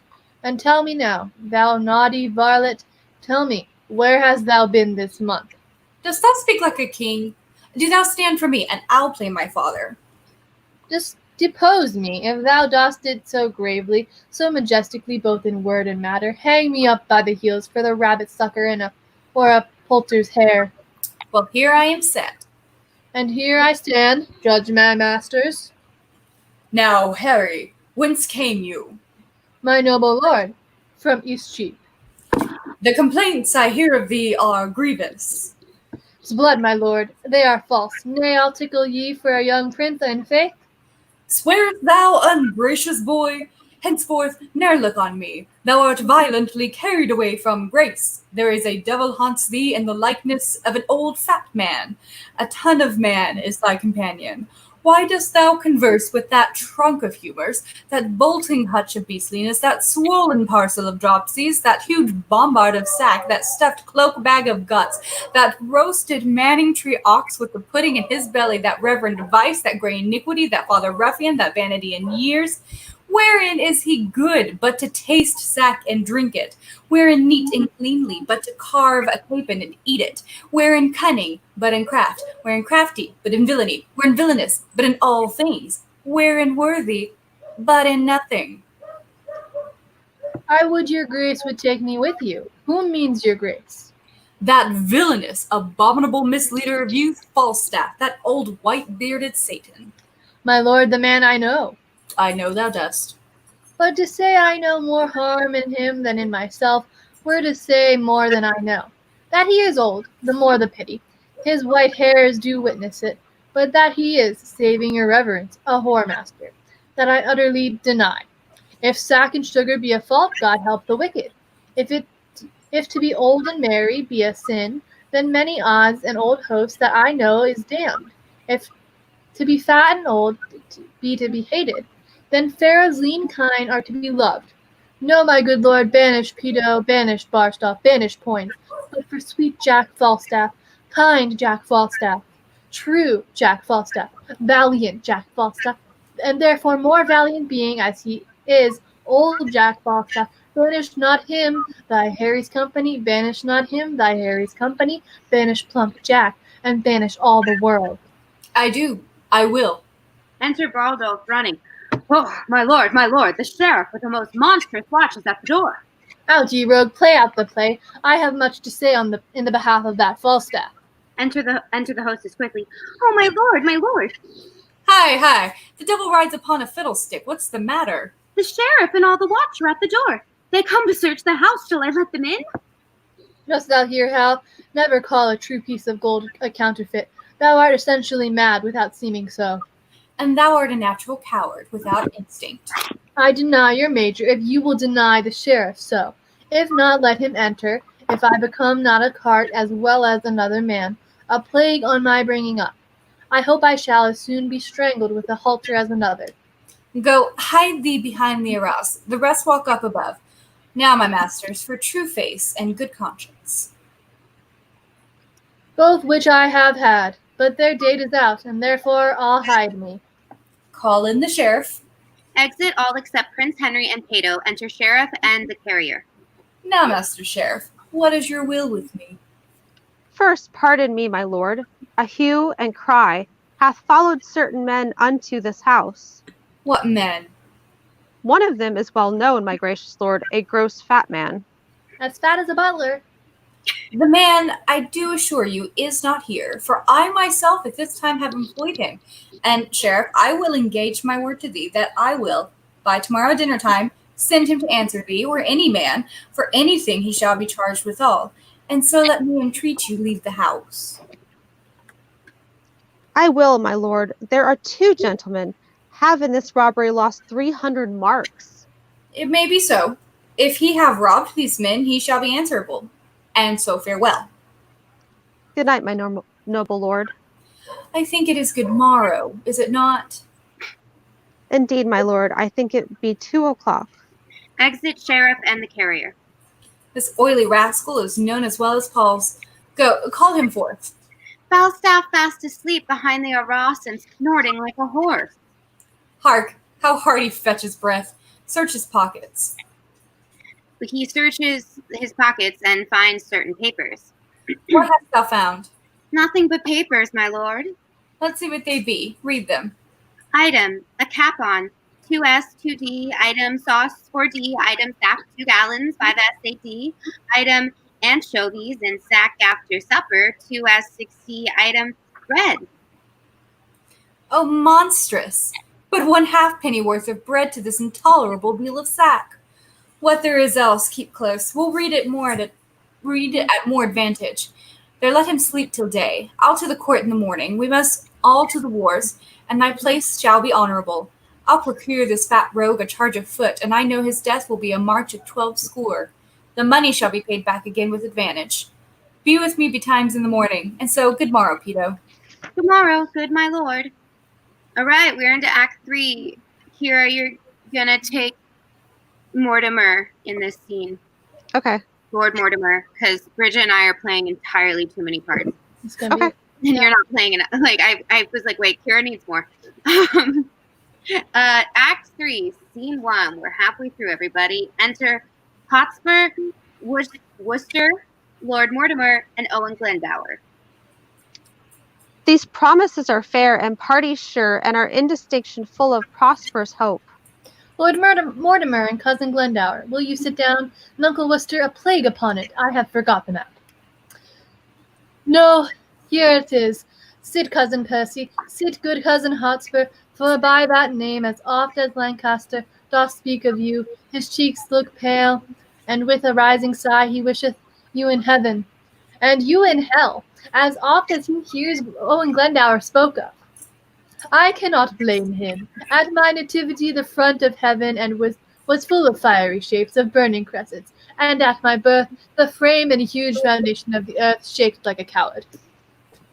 Why, so it would have done at the same season if your mother's cat had but kittened, though yourself had never been born.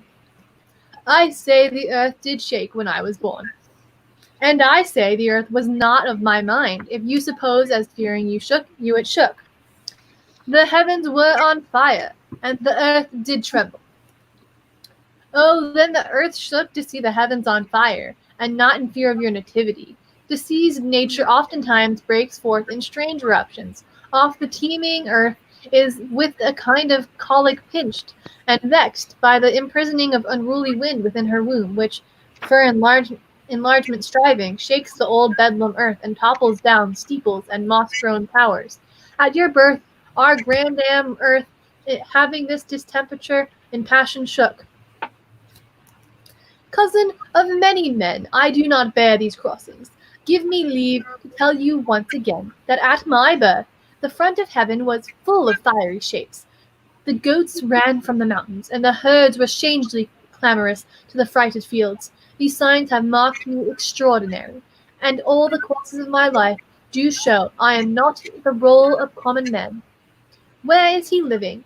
Clipped in with the sea, that chides the banks of England, Scotland, Wales, which calls me people, or hath read to me, and bring him out that is but woman's son, can trace me in the tedious ways of art, and hold me pace with deep experiments. I think there's no man speaks better Welsh. All to dinner. Peace, Cousin Percy, you will make him mad. I can call spirits from the vasty deep.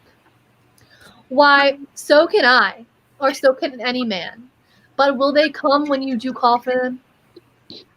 Why, I can teach you, cousin, to command the devil.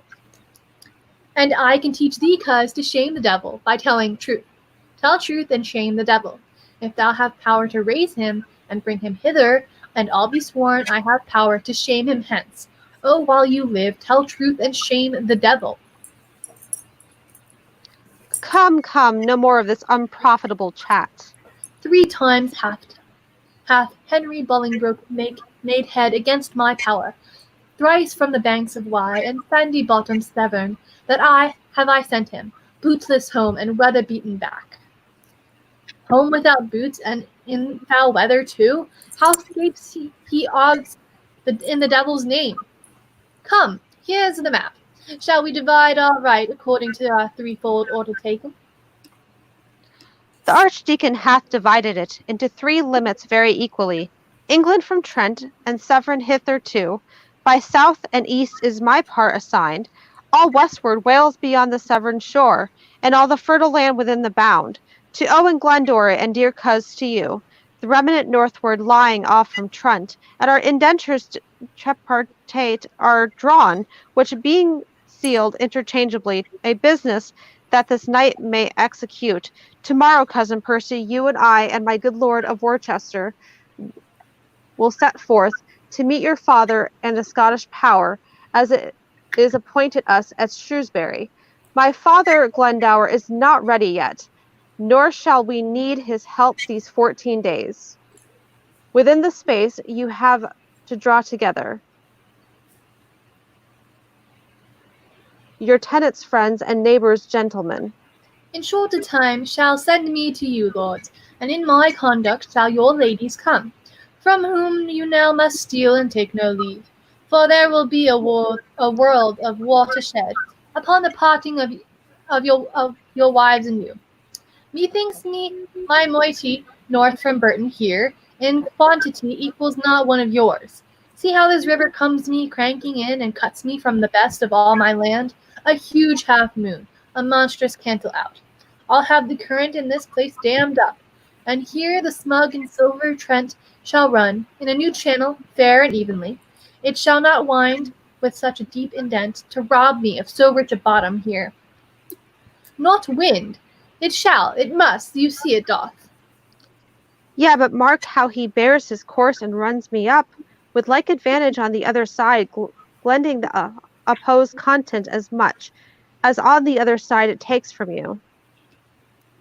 Yea, but a little charge will trent him here and on this north side win this cape of land, and then he runs straight and even. I'll have it so. A little charge will do it. I'll not have it altered. Will not you? No, nor you shall not. Why? Who shall say me nay? Why, that will I. Let me not understand you. Speak it in Welsh. I can speak English, lord, as well as you, for I was trained up in the English court, where, but being but young, I framed to the harp many an English ditty lovely well, and gave the tongue a helpful ornament, a virtue that was never seen in you. Marry, and I am glad of it with all my heart. I had rather be a kitten and cry and mew than one of these same meter ballad mongers. I had rather hear a brazen candlestick turned or a dry wheel grate on the axle tree, and that would set my teeth nothing on edge, nothing so much as mincing poetry. 'Tis like the forced gait of a shuffling nag. Come, you shall have Trent turned. I do not care. I give thrice so much land to any well-deserving friend. But in the way of a bargain, mark ye me, I'll cavil on the 9th part of a hair. Are the indentures drawn? Shall we be gone? The moon shines fair. You may away by night. I'll haste the writer, and withal break with your wives of your departure hence. I'm afraid my daughter will run mad. So much she doteth on her Mortimer.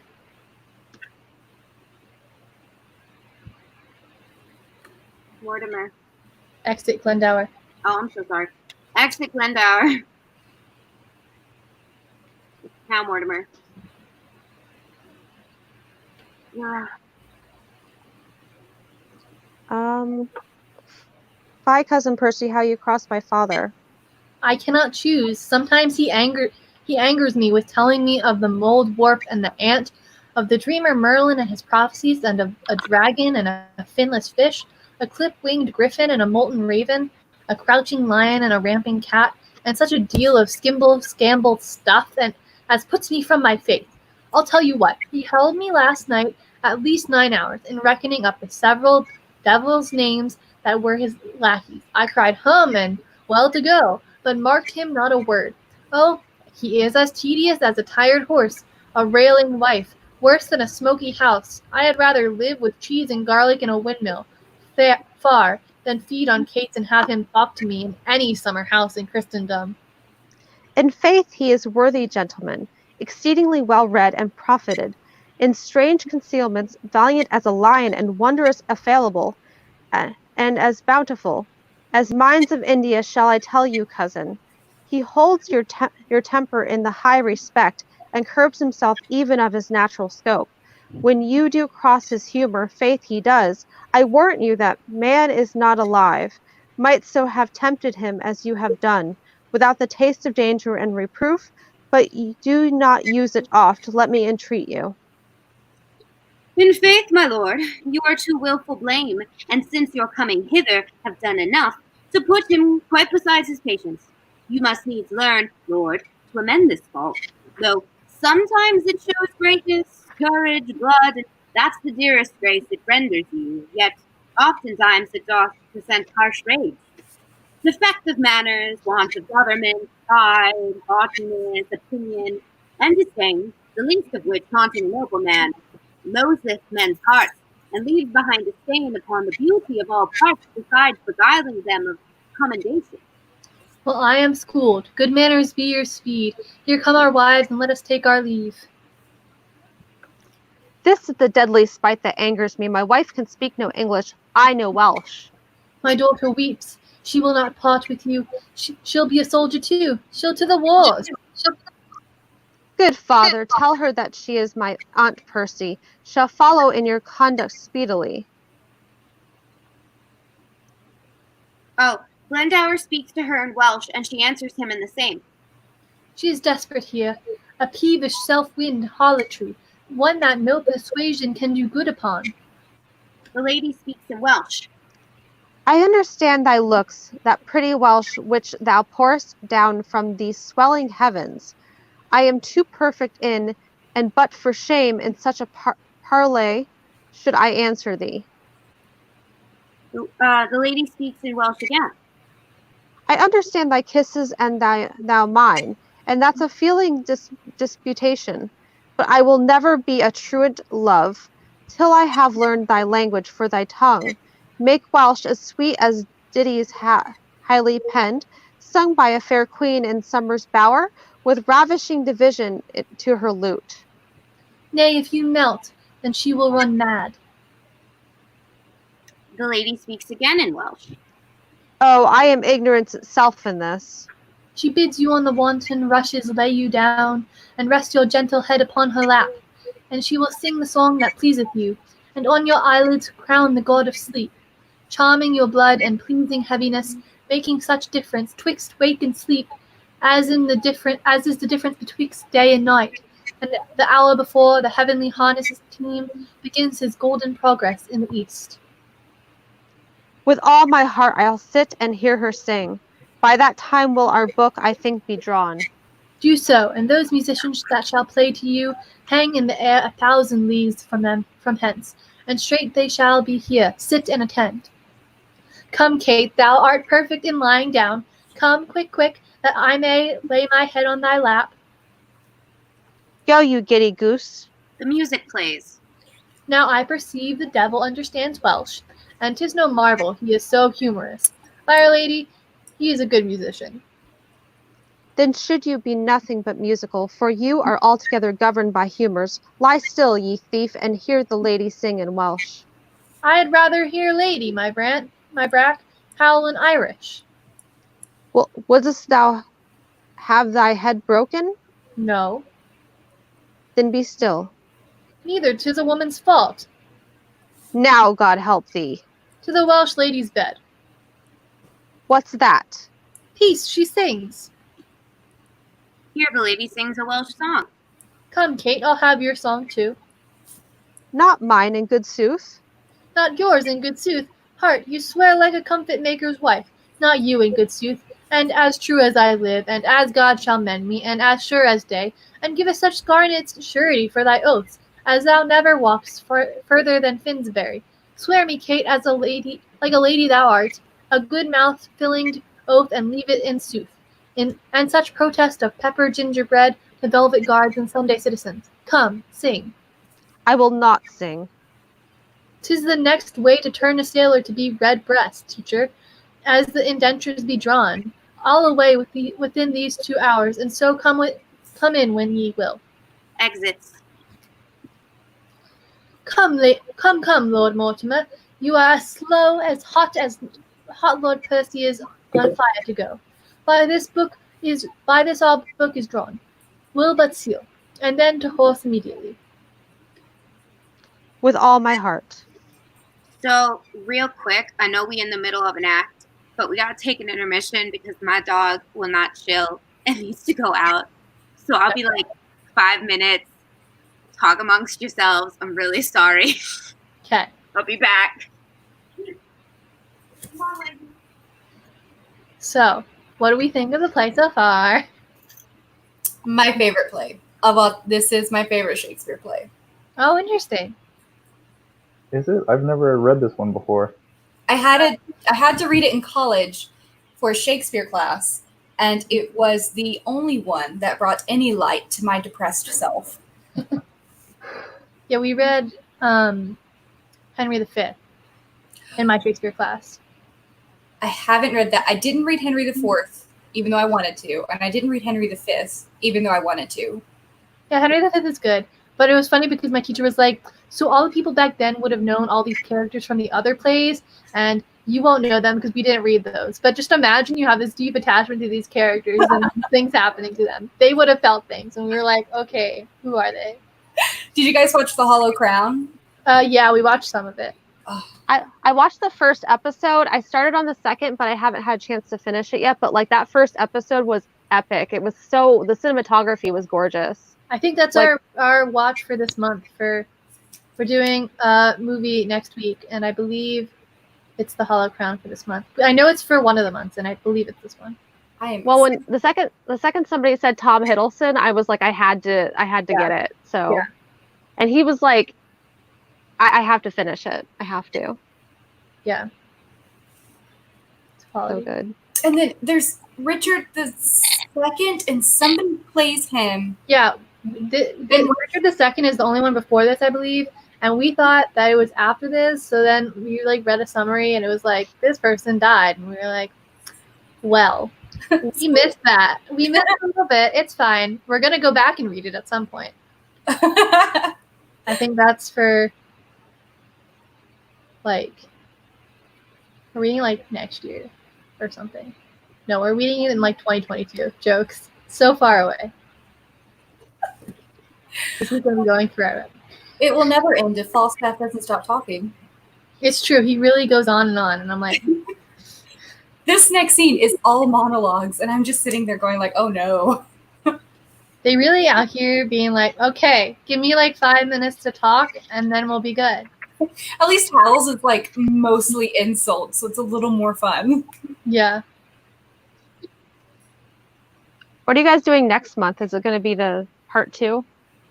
No, we thought we would do like breaks between like different like genres. So next month we're doing Hamlet. Very exciting. That's awesome. Fun fact about Hamlet, I was supposed to read it in college, did not, did my final project I'm back. on Ophelia, got an A. Exciting. Sorry. It's so good. It's so good. I have a chihuahua, and like when she decides things, I have no authority. So. Welcome back. Oh, I see we were talking about Something Rotten. I love that musical. Oh, we didn't mention that, but yes, they were talking about It's in the other chat. Yeah, I see it. Yeah. I'm out of breath. Oh my god. I'm on the We're talking about how we're reading Hamlet for next month. Oh yeah, next month is Hamlet, and the adaptation we're watching is Ophelia with Yeah. Are we watching The Hollow Crown this month? No, this month we're watching My Own Private Idaho. Oh yeah, okay. I think we said we would watch that for one of the other ones. Yeah, because there's 2 Henrys. So yeah. And then next Friday is movie night for My Own Private Idaho. Okay. So come join us. Okay, back to the play. Sorry, everybody. Now back to your regular programming. So, Act 3, Scene 2. Enter the King, Prince of Wales, and others. Lords, give us leave.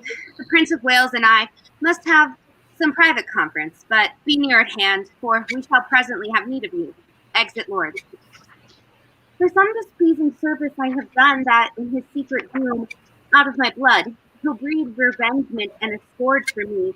But thou dost in thy passages of life make me believe that thou art only marked for the hot vengeance and God of heaven to punish my mistreatings. Tell me else, could such inordinate and low desires, such poor, such bare, such lewd, such mean attempts, such barren pleasures, rude society, as thou art matched withal and grafted to, accompany the greatness of thy blood and hold their level with thy princely heart? So please your majesty, I would I could quit all offences with as clear excuse as well as I am doubtless I can purge myself of many I am charged with all. Yet such extenuation let me beg, as in reproof of many tales devised, which oft of the ear of greatness needs must hear, by smiling pickthanks and base newsmongers, I may, for something's true, where in my youth half fault he wandered in irregular find pardon on my true submission. Heaven pardon thee!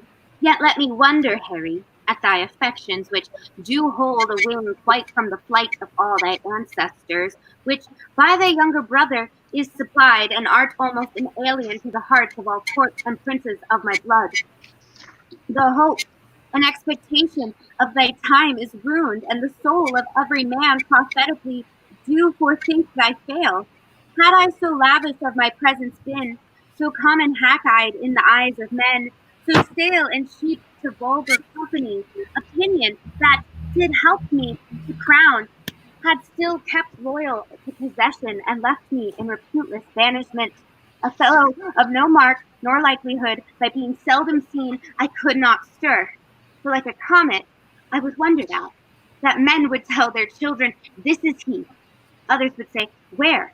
Which is Bolingbroke? And then I stole all courtesy from heaven, and dressed myself in such humility, that I did pluck allegiance from men's hearts, loud shouts and salutations from their mouths, even in the presence of the crowned king.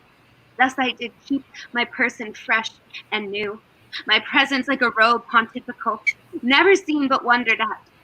And so my state seldom but sumptuous, showed like a feast, and won by rareness such solemnity.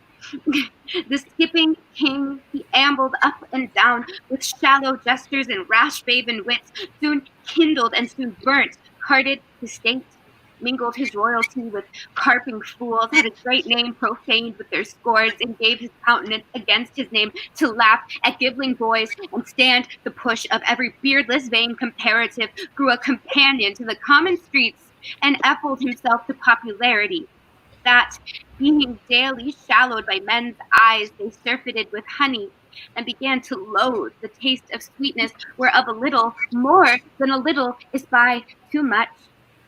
So, when he had occasion to be seen, he was but as the cuckoo is in June, heard, not regarded, seen, but with such eyes as sick and blunted with community afford no extraordinary gaze, such as is bent on sun-like majesty, when it shines seldom in admiring eyes, but rather drowsed and hung their eyelids down, slept in his face, and rendered such aspect as cloudy men used to do to their adversaries, being with his presence glutted, gorged, and full. And in that very line, Harry, standest thou, for thou hast lost thy princely privilege with vile participation.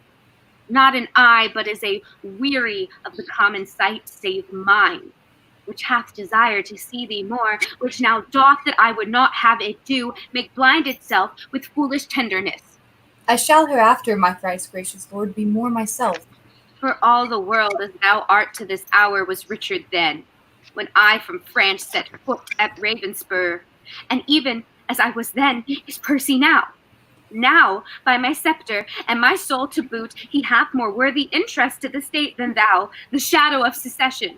For of no right, nor color like to right, he doth fill fields with harness in the realm, turns head against the lion's armed jaws, and, being no more in debt to years than thou, leads ancient lords and revered bishops on to bloody battles and to bruising arms.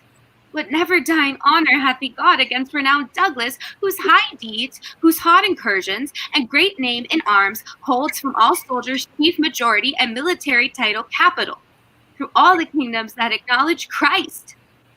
Thrice hath the Hotspur, Mars, in swaddling clothes, this infant warrior in his enterprises, decomfited great Douglas, taken him once, enlarged him, and made a friend of him to fill the mouth of deep defiance up, and shake the peace and safety of our throne.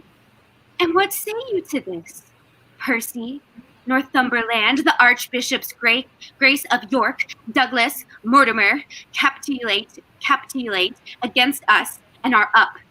But whereof do I tell these news to thee, which art my nearest and dearest enemy, thou that art like enough, through vassal fear, base inclination, and the start of spleen, to fight against my under Percy's pay, to dog his heels and curtsy at his frowns, to show how much thou art degenerate. Do not think so. You shall not find it so, and God forgive them that so much have swayed your majesty's good thoughts away from me. I will redeem all this on Percy's head, and in the closing of some glorious day, be bold to tell you that I am your son, when I will wear a garment of olive blood, and stain my favors in a bloody mask, which washed away shall scour my shame with it. And that shall be the day, whene'er it lights, that this same child of honor and renown, this gallant Hotspur, this all-praised knight, and your unthought of Harry chance to meet.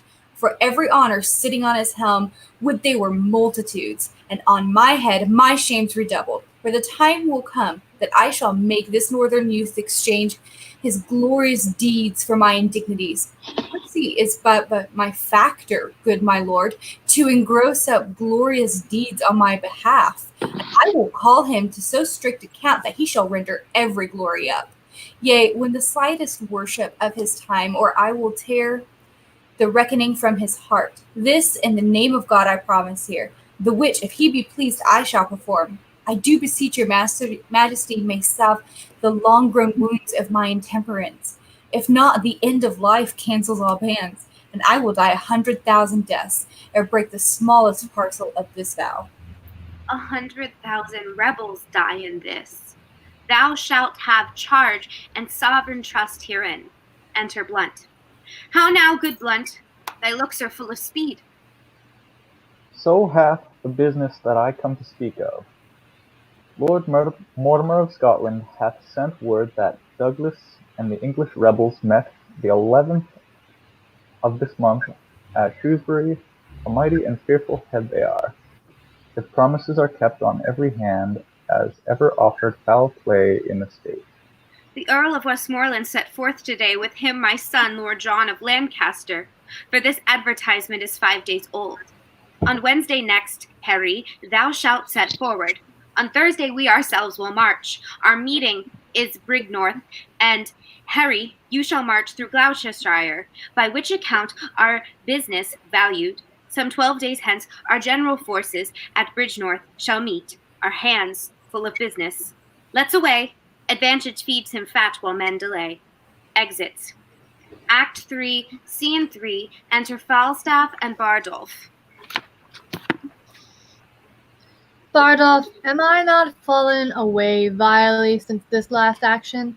Do I not bate? Do I not dwindle? Why, my skin hangs about me like an old lady's loose gown. I am withered like an old apple john. Well, I'll repent, and that suddenly, while I am in some liking. I shall be out of heart shortly, and then I shall have no strength to repent. And I have not forgotten what the inside of a church is made of. I am a peppercorn, a brewer's horse. The inside of a church, company, villainous company, hath been the spoil of it. Sir John, you are so fretful. You cannot live long. Why, there is it. Come sing me a bawdy song. Make me merry. I was as virtuously given as a gentleman need be. Virtuous enough, swore a little, diced not above 7 times a week, went to a bawdy house once in a quarter of an hour, paid money that I borrowed 3 or 4 times, lived well and in good compass, and now I live out of all order, out of all compass. Why, you are so fat, Sir John, that You must needs be out of all compass, out of all reasonable compass, Sir John. Do thou amend thy face, and I'll amend my life. Thou art our admiral, thou bearest the lantern in the poop, but 'tis the nose of thee. Thou art the knight of the burning lamp. Why, Sir John, my face does you no harm. No, I'll be sworn, I make as good use of it as many a man doth of a death's head or a memento mori. I never see thy face, but I think upon hellfire and Dives that lived in purple, for there he is in his robes, burning, burning. If thou wert any way given to virtue, I would swear by thy face, my oath should be, by this fire, that's God's angel. But thou art altogether given over, and wert indeed, but for the light in thy face and the sun of utter darkness. When thou ranest up Gadshill in the night to catch my horse, if I did not think thou hadst been in Ingus Fatus or a ball of wildfire, there's no purchase in money. Oh, thou art a perpetual triumph and everlasting bonfire light. Thou hast given me 1,000 marks and links, and torches, walking with thee in the next betwixt tavern and tavern. But the sack that thou hast drunk me would have bought me lights as good, cheap, at the dearest chandlers in Europe. I have maintained the salamander of yours with fire any time this 32 years. God reward me for it. I would my face were in your belly. God of mercy, so should I be sure to be heartburned. Enter hostess quickly. How now, Dame Partlet, you at the head? Have you inquired yet who picked up my pocket? Why, Sir John, what do you think, Sir John? Do you think I keep thieves in my house? I have searched, I have inquired, so has my husband, man by man, boy by boy, servant by servant. The tithe of a hair was never lost in my house before. Ye lie, hostess. Bardolph was shaved and lost many a hair, and all besworn in my pocket was picked. Go to, you are a woman. Go. Who? I? Defy thee. I was never called so in mine own house before. Go to, I know you well enough.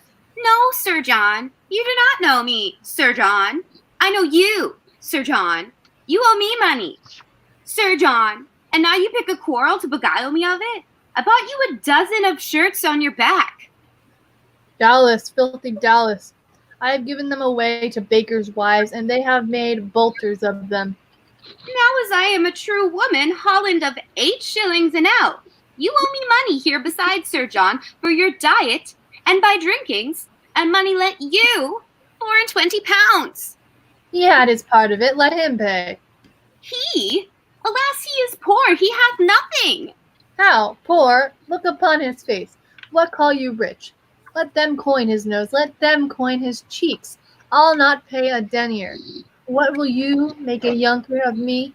Shall I not take mine case in mine inn, but I shall have my pocket picked? I have lost a seal ring of my grandfather's worth 40 mark. I have heard the prince tell him, I know not how oft, that ring was copper. How? The prince is a jack, a sneak cup, blood, and as he were, I would cudgel him like a dog, if he would say so. Enter the prince marching with Pato and Falstaff, meets him playing on his truncheon like a fife. How now, lad, is that the wind in that door, in faith? Must we all march? Ye, 2 and 2, negate fashion. My lord, I pray you hear me. What sayest thou, mistress, quickly? How doth thy husband? I love him well, he is an honest man. Good my lord, hear me. Prithee, let her alone and list to me. What sayest thou, Jack? The other night I fell asleep here behind the arras and had my pocket picked. This house is turned bawdy house. They pick pockets. What didst thou lose, Jack? Wilt thou believe me how? 3 or 4 bonds of 40 pounds apiece, and a seal ring of my grandfather's. A trifle, some 8-penny matter. So I told him, my lord, and I said, I heard your grace say so. And my lord, he speaks most vilely of you, like a foul-mouthed man, as he is, and said he would cudgel you. What? He did not. There's neither faith, truth, nor womanhood in me else. There's no more faith in thee than in a stewed prune. No, nor no more true in thee than a drawn fox. And for womanhood, Maid Marian may be the deputy's wife of the ward to thee. Go, you thing, go. Say, what thing? What thing? What thing? Why, a thing to thank God on. I am no thing to thank God on. I would thou shouldst know it. I am an honest man's wife, and setting thy knighthood aside, thou art a knave to call me so. Setting thy womanhood aside, thou art a beast to say otherwise. Say what beast, thou knave thou? What beast? Why, an otter. An otter, Sir John. Why an otter? Why, she's neither fish nor flesh. A man knows not where to have her. Thou art an unjust man in saying so. Thou or any man knows where to have me. Thou knave, thou. Thou sayest true, hostess, and he slanders thee most grossly. So he doth you, my lord, and said this other day you owed him 1,000 pounds. Sirrah, do I owe you 1,000 pound? 1,000 pound, ha! 1,000,000. Thy love is worth 1,000,000. Thou owest me thy love. Oh, sorry, I had the wrong hat on. Nay, my lord, he called you Jack and said he would cudgel you. Did I, Bardolph? Indeed, Sir John, you said so. Yea, if he said my ring was copper. I say 'tis copper. Darest thou be as good as thy word now? Why, how thou knowest, as thou art but man, I dare, but as thou art prince, I fear thee as I fear the roaring of a lion's whelp. And why not as the lion? The king is to be feared as the lion. Dost thou think I'll fear thee as I fear thy father? Nay, and I do. I pray God my girdle break. Oh, if it should, how would thy guts fall about thy knees? But, sirrah, there's no room for faith, truth, nor honesty in this bosom of thine. It is all filled up with guts and midriff. Charge an honest woman with picking thy pocket. Why, thou whore's son, impudent, embossed rascal, if there were anything in thy pocket but tavern reckonings, memorandums of bawdy houses, and 1 fourpenny worth of sugar candy to make thee long-winded, if thy pocket were enriched with any other injuries but these, I am a villain, and yet you will stand to it. You will not pocket up wrong. Art thou not ashamed? Dost thou hear how thou knowest in the state of innocency Adam fell? And what should poor Jack Falstaff do in the days of villainy? Thou seest I have more flesh than another man, and therefore more frailty. You confess then, you picked my pocket. It appears so by the story. Hostess, I forgive thee. Go, make ready breakfast. Love thy husband, look to thy servants, cherish thy guests. Thou shalt find me tractable to any honest reason. Thou seest I am pacified still. Nay, prithee, be gone. Exit hostess. Now how? To the news at court. For the robbery, lad. How is that answered? Oh, my sweet beef, I must still be good angel to thee. The money is paid back again. Oh, I do not like that paying back. 'Tis a double labor. I am good friends with my father, and may do anything. Rob me the exchequer, the first thing thou dost, and do it with unwashed hands, too. Do, my lord. I have procured thee, Jack, a charge of foot. I would it had been of horse. Where shall I find one that I can steal well? Oh, for a fine thief, of the age of 22 of thereabouts, I am heinously unprovided. Well, God be thanked for these rebels. They offend none but the virtuous. I laud them, I praise them. Bardolph, My lord. go bear this letter to Lord John of Lancaster, to my brother John. This to my Lord of Westmoreland. Exit Bardolph. Go, Peto, to horse, for thou and I have 30 miles to ride yet ere dinner time. Exit Pato. Jack, meet me tomorrow in the Temple Hall at 2:00 in the afternoon. There shalt thou know thy charge, and there receive money in order for their furniture. The land is burning. Percy stands on high, and either we or they must lower lie. Rare words. Exits Prince Henry. Rare words, brave words. World, hostess, my breakfast, come, or I could wish this tavern were my drum. Falstaff fucking sucks. Act 4, Scene 1. Enter Harry, Hotspur, Worcester, and Douglas.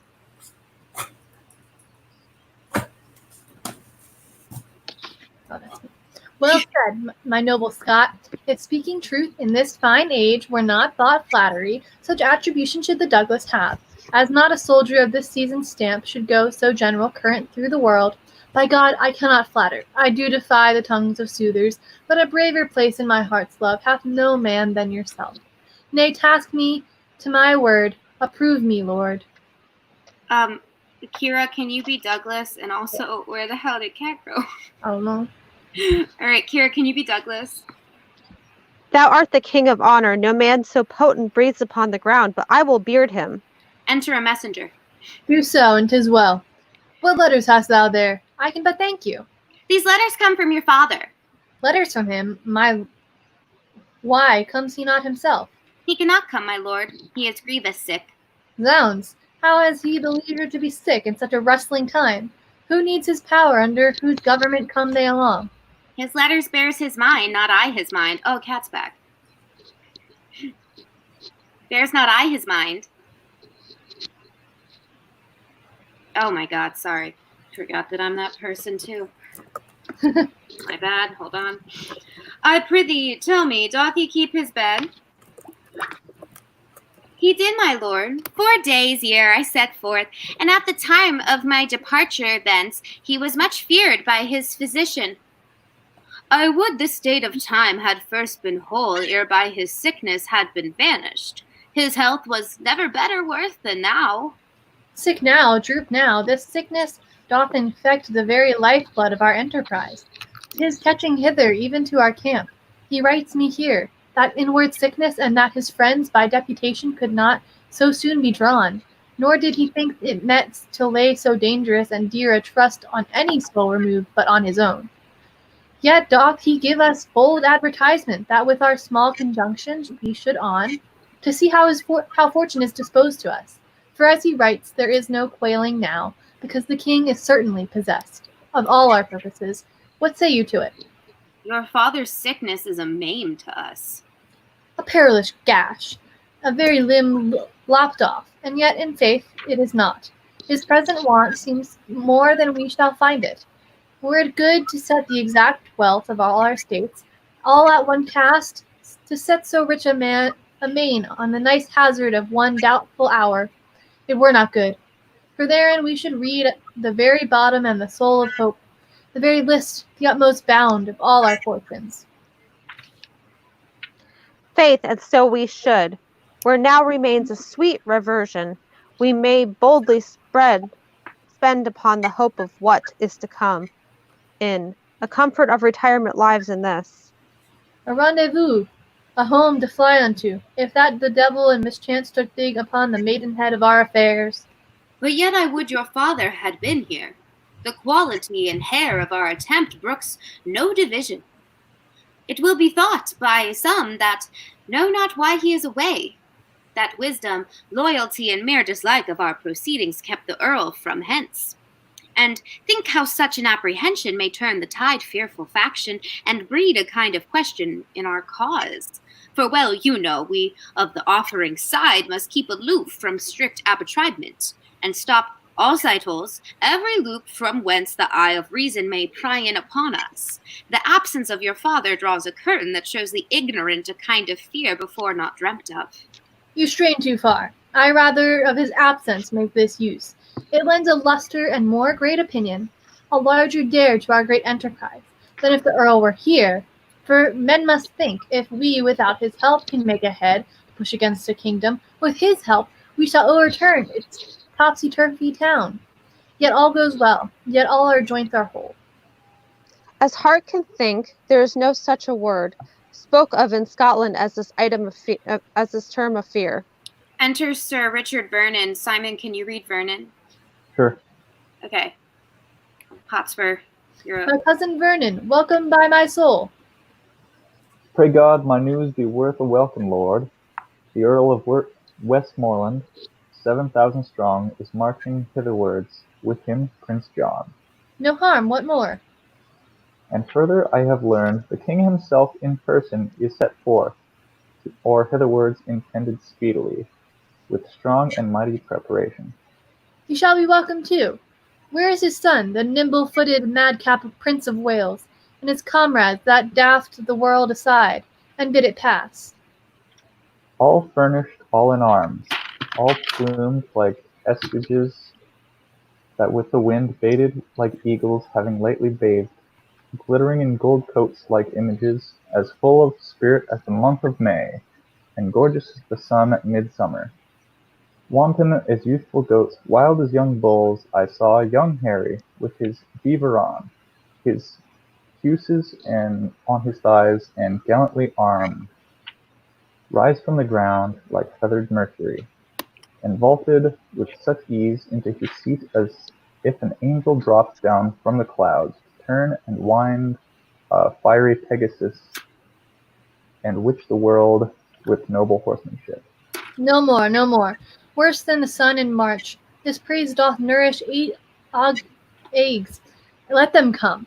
They come like sacrifices in their trim. And to this the fire-eyed maid of smoky war, all hot and bleeding, will we offer them. The mailed Mars should on his altar sit, up to the ears in blood. I am on fire to hear this riching reprisal is so nigh, and yet not ours. Come, let me taste my horse, who is to bear me like a thunderbolt against the bosom of the Prince of Wales. Harry to Harry shall, hot horse to horse, meet and ne'er part till one drop down a course. Oh, that Glendower were come! There is more news. I learned in Worcester that as I rode along, he cannot draw his power this 14 days. That's the worst tidings I hear of yet. Ay, by my faith, that bears a frosty sound. What may the king's whole battle reach unto? To 30,000. 40 let it be. My father and Glendower being both away, the powers of us may serve so great a day. Come, let us take a muster speedily. Doomsday is near. Die all, die merrily. Talk not of dying. I am out of fear of death or death's hand for this 1/2 year. Act 4, Scene 2, enter Falstaff and Bardolph. Bardolph, get thee done before to Coventry. Fill me a bottle of sack, our soldiers shall march through. We'll to Sutton Cofill tonight.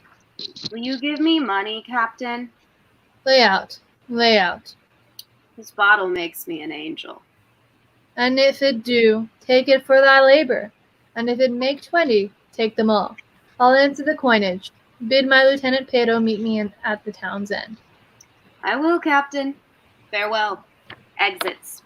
If I be not ashamed of my soldiers, I am a sow's gurnet. I have misused the king's press damnably. I have got, in exchange of 150 soldiers, 300 and odd pounds. I press me none but good householders, yeoman's sons. Inquire me, out-contracted bachelors, such as had been asked twice on the bands. Such a commodity of warm slaves as leave here the devil as a drum, such as fear the report of a calaver worse than a struck fowl or a hurt wild duck. I pressed me none but such toasts and butter, with hearts in their bellies no bigger than pins' heads, and they have bought out their services. And now my whole charge consists of ancients, corporals, lieutenants, gentlemen of companies, slaves as ragged as Lazarus in the painted cloth, where the glutton's dogs licked his sores, and such as, indeed, were never soldiers, but discarded, unjust serving men, younger sons to younger brothers, revolted tapsters, and ostlers, trade fallen, the cankers of a calm world and a long peace, 10 times more dishonorable, ragged than an old-faced ancient, and such have I to fill up the rooms of them than that have brought out their services. That you would think that I had 150 tattered prodigals lately come from swine-keeping, from eating draff and husks. A mad fellow met me on the way, and told me I had unloaded all the gibbets and pressed the dead bodies. No eye hath seen such scarecrows. I'll not march through Coventry with them, that's flat. Nay, and the villains march wide betwixt the legs, as if they had gyves on, for indeed I had the most of them out of prison. There's but a shirt and a half in all my company, and the shirt is 2 napkins tucked together and thrown over the shoulders like a herald's coat without sleeves, and the shirt, to say the truth, stolen from my host at St. Albans or the red-nosed innkeeper of Daventry. But that's all one. They'll find linen enough on every hedge. Enter the prince and the lord of Westmoreland. How now, Blown Jack? How now, Quilt? What, how? How now, mad wag? What a devil dost thou in Warwickshire? My good lord of Westmoreland, I cry you mercy. I thought your honour had already been at Shrewsbury. Simon, can you be Westmoreland so that we don't have to have Bridget changing stuff all the time? All right, sure. Faith, Sir John, 'tis more than time that I were there, and you too, but my powers are there already. The king, I can tell you, looks for us all. We must away all night. Tut, never fear me. I am as vigilant as a cat to steal cream. I think to steal cream indeed, for thy left hath already made thee better. For thy theft hath already made thee better. But tell me, Jack, whose fellows are these that come after? Mine, Hal, mine. I did never see such pitiful rascals. Tut, tut, good enough to toss. Food for powder, food for powder. They'll fill a pit as well as better. Tush, man, mortal men, mortal men. Aye, but Sir John, methinks they are exceeding poor and bare, but beggarly. Faith, for their poverty I know not where they had that, and for their bareness I am sure they never learned that of me. Now I'll be sworn, unless you call 3 fingers on the ribs bare. But, sirrah, make haste. Percy is already in the field. What, is the king encamped? He is, Sir John. I fear we shall stay too long. Well, to the latter end of a fray, and the beginning of a feast, fits a dull fighter and a keen guest. Act 4, Scene 3. Enter Hotspur, Worcester, Douglas, and Vernon.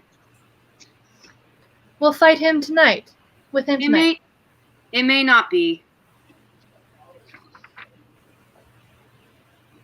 Kira.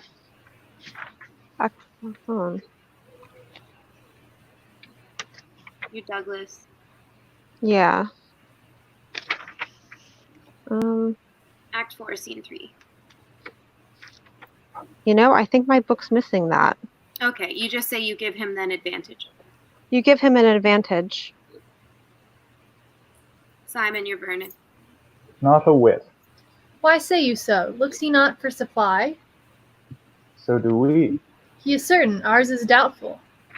Good cousin, be advised, stir not tonight. Do not, my lord.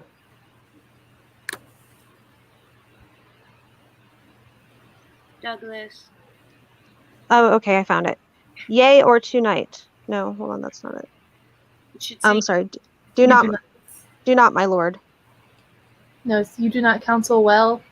it's line right Oh. after that. Yeah. Oh, sorry. You do not counsel well. You speak it out of fear and cold heart. Do me no slander, Douglas, by my life, and I dare well maintain it with my life. If well-respected honor bid me on, I hold as little counsel with weak fear as you, my lord, or any Scot that this day lives. Let it be seen tomorrow in the battle which of us fears.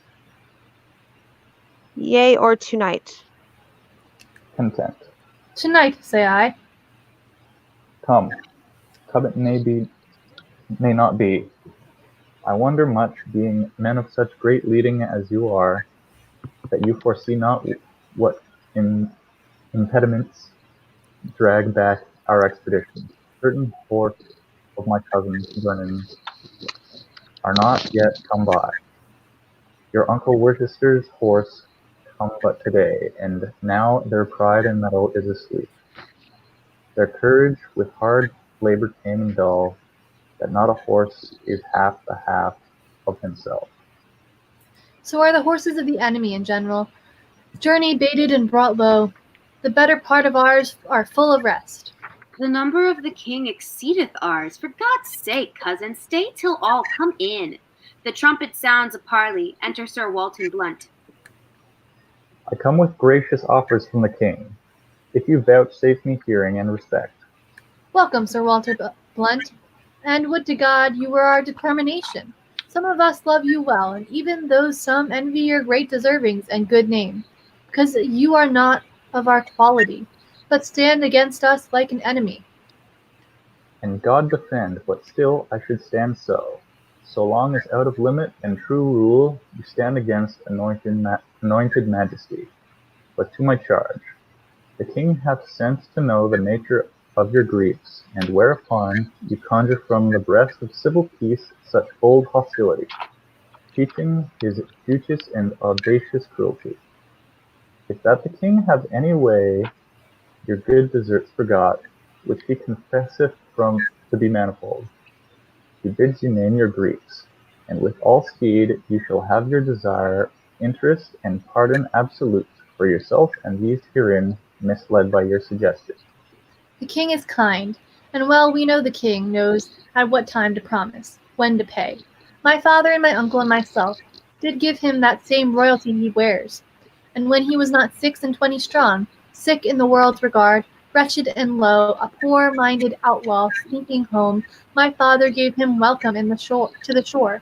And when he heard him swear and vow to God, he came but to be Duke of Lancaster, to sue his livery and beg his peace. With tears of innocency and terms of zeal, my father, in kind heart and pity moved, swore him assistance and performed it too. Now when the lords and barons of the realm perceived Northumberland did lean to him, the more and less came in with cap and knee, met him in boroughs, cities, villages, attended him on bridges, stood in lanes, laid gifts before him, proffered him their oaths, gave him their airs, as pages followed him. Even at the heels and golden multitudes, he presently, as greatness knows itself, steps me a little higher than this vow. Made to my father while his blood was poor upon the naked shore at Ravenspur, and now, forsooth, takes on him to reform some certain edicts and some straight decrees that lie too heavy on the commonwealth, cries out upon abuses, seems to weep over his country's wrongs, and by this face, this seeming brow of justice, did he win the hearts of all that he did angle for. Proceeded further, cut me off the heads of all the favorites that the absent king in deputation left behind him here, when he was personal in the Irish war. Tut, I came not to hear this. Then to the point, in short time after he deposed the king, soon after that deprived him of his life, and in the neck of that tasked the whole state to make that worse suffered his kinsman in March, who is, if every owner were well placed, indeed his king, to be engaged in Wales. There, without ransom to lie forfeited, disgraced me in my happy victories, sought to entrap me by intelligence, raided mine uncle from his council board, in rage dismissed my father from the court, broke oath on oath, committed wrong on wrong, and in conclusion drove us to seek out this head safety, and withal to pry into his title, for which we find too indirect for long continuance. Shall I return this answer to the king? Not so, Sir Walter. We'll withdraw a while. Go to the king, and let there be in pawn some surety for a safe return again. And in the morning early shall my uncle bring him our purposes. And so farewell. I would you would accept of grace and love. And maybe so we shall. Pray God you do.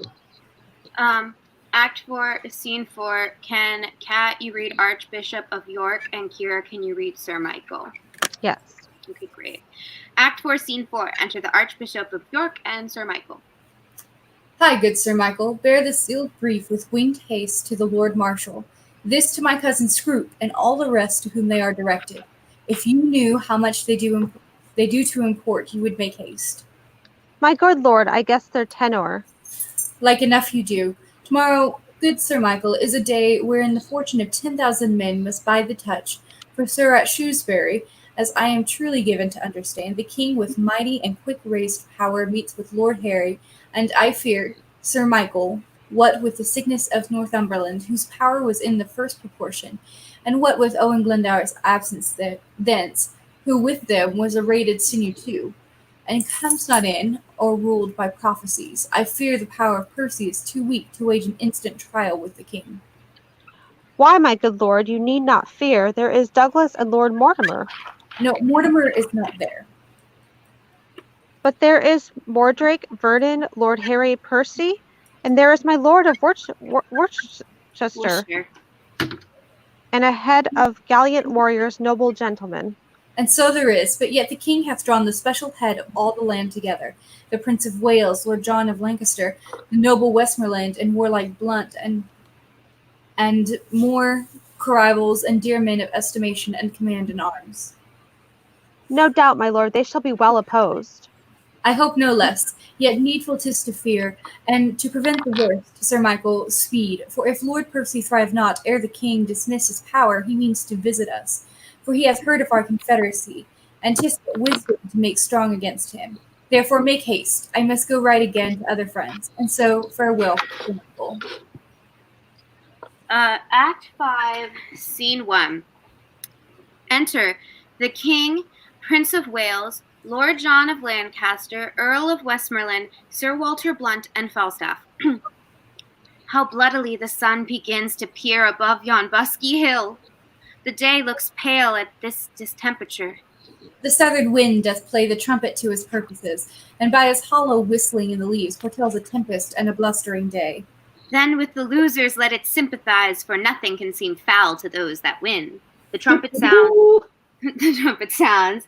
Enter Worcester and Vernon. How now, my lord of Worcester? 'Tis not well that you and I should meet upon such terms as now we meet. You have deceived our trust, and made us doff our easy robes of peace, to crush our old limbs in ungentle steel. This is not well, my lord, this is not well. What say you to it? Will you again unknit this churlish knot of all aboard war, and move in that obedient orb again where you did give a fair and natural light, and be no more an exhaled meteor, a prodigy of fear, and portent of broached mischief of the unborn times? Hear me, my liege, for mine own part. I could be well content to entertain the lag end of my life with quiet hours, for I do protest I have not sought the day of this dislike. You have sought it. How comes it then? Rebellion lay in his way, and he found it. Peace to it, peace. It pleased your majesty to turn your looks of favor from myself and all our house, and yet I must remember you, my lord. We were the first and dearest of your friends.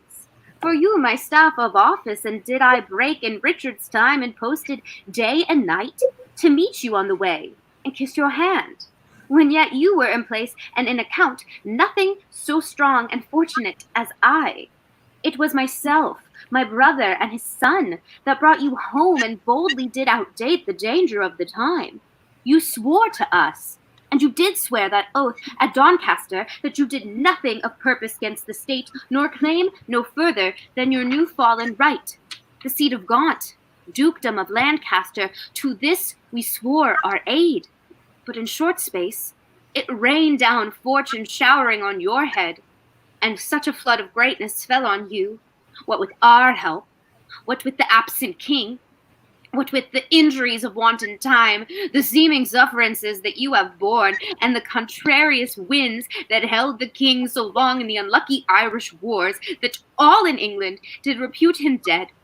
And from this swarm of fair advantages you took occasion to be quickly wooed, to gripe the general sway into your hand, forgot your oath to us at Doncaster, and being fed by us, you used us so, as that ungentle gull, the cuckoo's bird, and Seth the sparrow did oppress our nest, grew by our feeding to so great a bulk that even our love durst not come near your sight for fear of swallowing, that with nimble wing we were enforced, for safety's sake, to fly out of your sight, in this present head whereby we stand, opposed by such means as you yourself have forged against yourself, by unkind usage, dangerous countenance, and violation of all faith and troth sworn to us in your younger enterprise.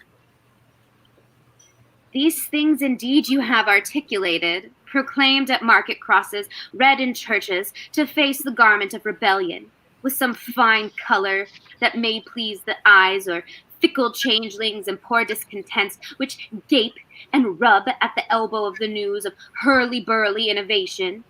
And never yet did insurrection want such watercolors to impaint his cause, nor moody beggars, starving for a time, of pell-mell havoc and confusion. And both your armies, there is many a soul shall pay full dearly for this encounter, if once they join in trial. Tell your nephew, the Prince of Wales, doth join with all the world in praise of Henry Percy. By my hopes, this present enterprise set off his head. I do not think a braver gentleman, more active, valiant, or more valiant young, more daring or more bold, is now alive to grace this latter age with noble deeds. For my part, I may speak it to my shame, I have a truant been to chivalry. And so I hear he doth account me too. Yet this before my father's majesty, I am content that he shall take the odds of his great name and estimation, and will, to save the blood on either side, try fortune with him in a single fight. And, Prince of Wales, so dare we venture thee, albeit considerations infinite do make against it. No, good Worcester, no, we love our people well, even those we love that are misled upon your cousin's part. And will they take the offer of our grace, both he and they and you, ye, every man, shall be my friend again, and I'll be his. So tell your cousin, and bring him me word what he will do. But if he will not yield, rebuke and dread correction wait upon us, and they shall do their office. So, be gone. We will not now be troubled with reply. We offer fair. Take it advisedly. Exit Worcester and Vernon. It will not be accepted on my life. The Douglas and the Hotspur both together are confident against the world in arms. Hence, therefore, every leader to his charge. For on their answer we will set on them, and God befriend us of our cause, it is just. Exit all but Prince and Falstaff. Hal, if thou see me down in the battle and bestride me, so 'tis a point of friendship. Nothing but a colossus can do thee that friendship. Say thy prayers, and farewell. I would 'twere bedtime, Hal, and all well. Why, thou owest God a death. Exit Prince Henry. 'Tis not due yet. I would be loath to pay him before his day. What need I be so forward with him that calls not on me? Well, 'tis no matter. Honor pricks me on. Yea, but how if honor pricks me off when I come on? How then? Can honor set to a leg? No. Or an arm? No. Or take away the grief of a wound? No. Honor hath no skill in surgery then?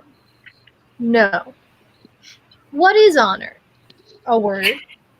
What is in that word honor? What is that honor? Air? A trim reckoning. Who hath it? He that died o' Wednesday? Doth he feel it? No.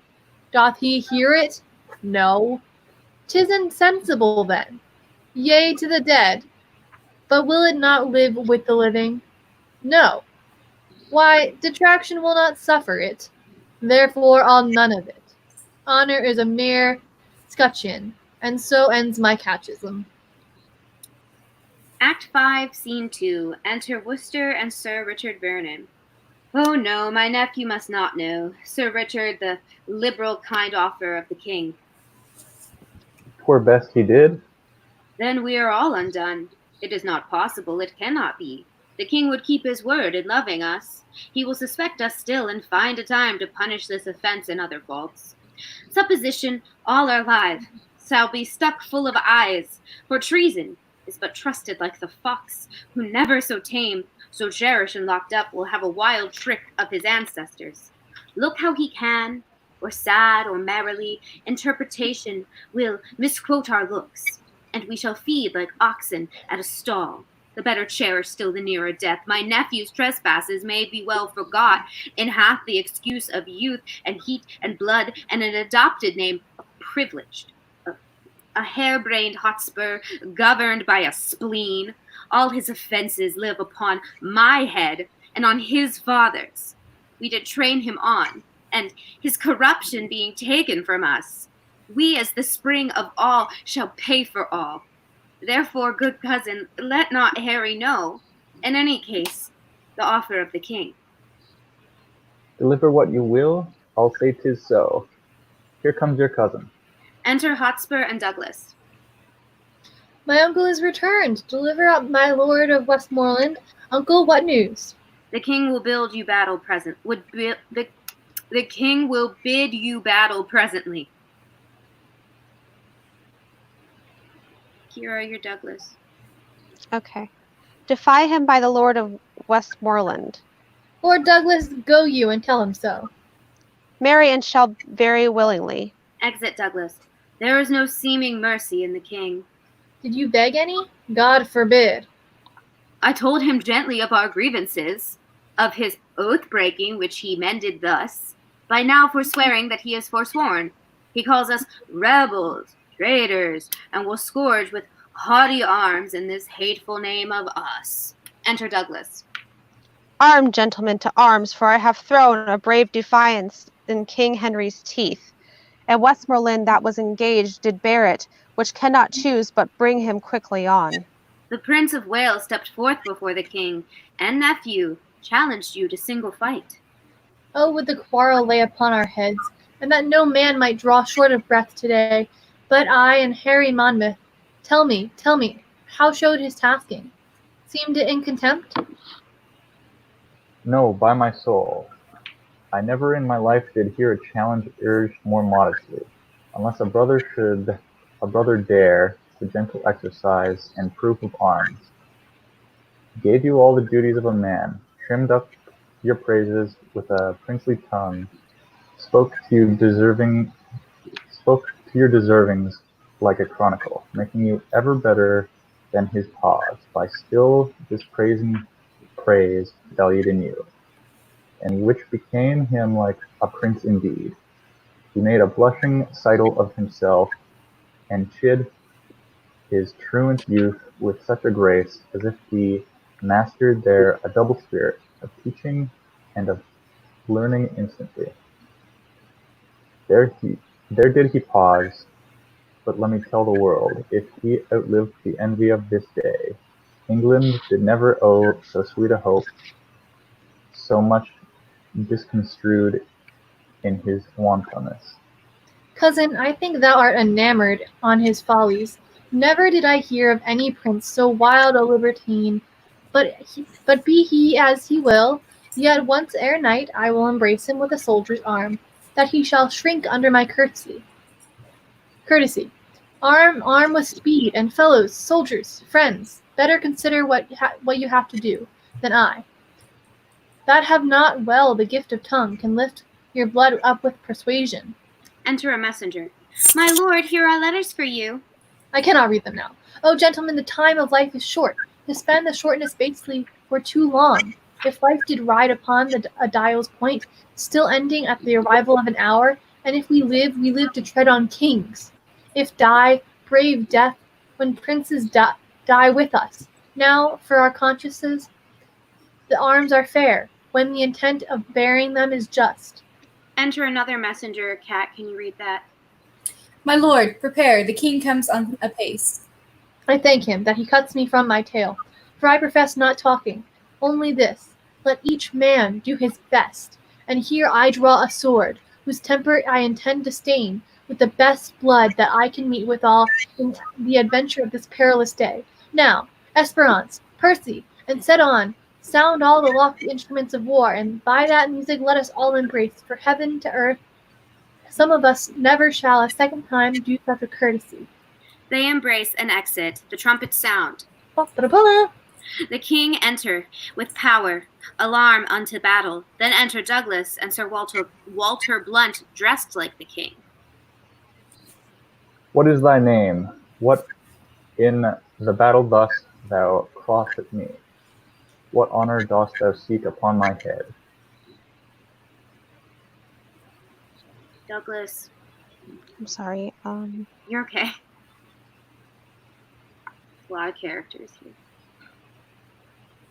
Should be know then my name. Know then my name.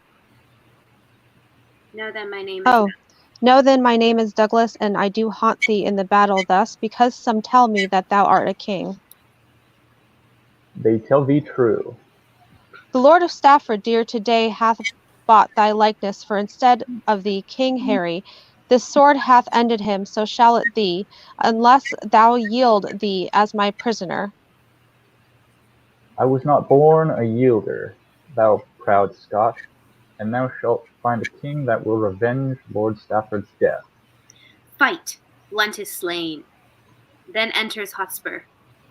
O Douglas, hadst thou fought at Holmedon thus, never had triumphed upon a Scot. All's done, all's won. Here breathless lies the king. Where? Here. This Douglas? No, I know this face full well. A gallant knight he was, but his name was Blunt. Semblably furnished, like the king himself. A fool go with thy soul whither it goes. A borrowed title hast thou bought too dear. Why didn't thou tell me that thou weren't a king? The king hath many marching in his coats. Now, by my sword, I will kill all his coats. I'll murder all his wardrobe piece by piece until I meet the king. Up and away, our soldiers stand full fairly for the day. Exits Alarum and enter Falstaff. Though I could escape shot free at London, I fear the shot here. Here's no scoring but upon the pate. Scoffed, who are you? Sir Walter Blunt. There's honor for you too. Here's no vanity. I am as hot as molten lead and as heavy too. God keep lead out of me. I need no more weight than mine own bowels. I have led my ragamuffins where they are peppered. There's not 3 of my 150 left alive, and they are for the town's end to beg during life. But who comes here? Enter the prince. What, standest thou idle here? Lend me thy sword. Many a nobleman lies stark and stiff under the hoofs of vaunting enemies, whose deaths are yet unrevenged. I prithee, lend me thy sword. Oh, Hal, I prithee, give me leave to breathe a while. Turk Gregory never did such deeds in arms as I have done this day. I have paid Percy, I have made him sure. He is indeed, and living to kill thee. I prithee, lend me thy sword. Nay, before God, Hal, if Percy be alive, thou gett'st not my sword, but take my pistol if thou wilt. Give it to me.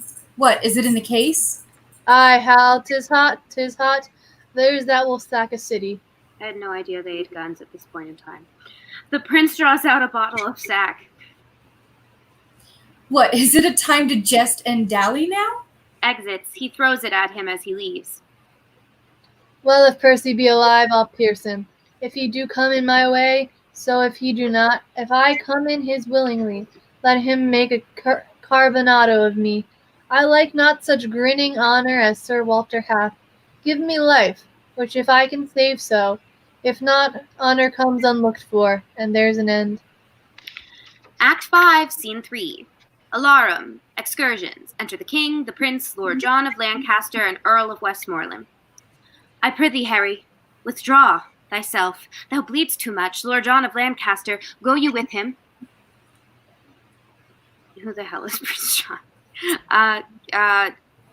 Simon, be Prince John. Alrighty. Not I, my lord, unless I did bleed too. I beseech your majesty, make up, lest your retirement do amaze your friends. I will do so. My lord of Westmoreland, lead him to his tent. Kira, can you read Miss Westmoreland? Mm-hmm. Oh. Come, my lord, I will lead you to your tent. Lead me, my lord. I do not need your help. And God forbid a shallow scratch should drive the Prince of Wales from such a field as this, where stained nobility lies trodden on, and rebels' arms triumph in massacres. We breathe too long. Come, cousin Westmoreland.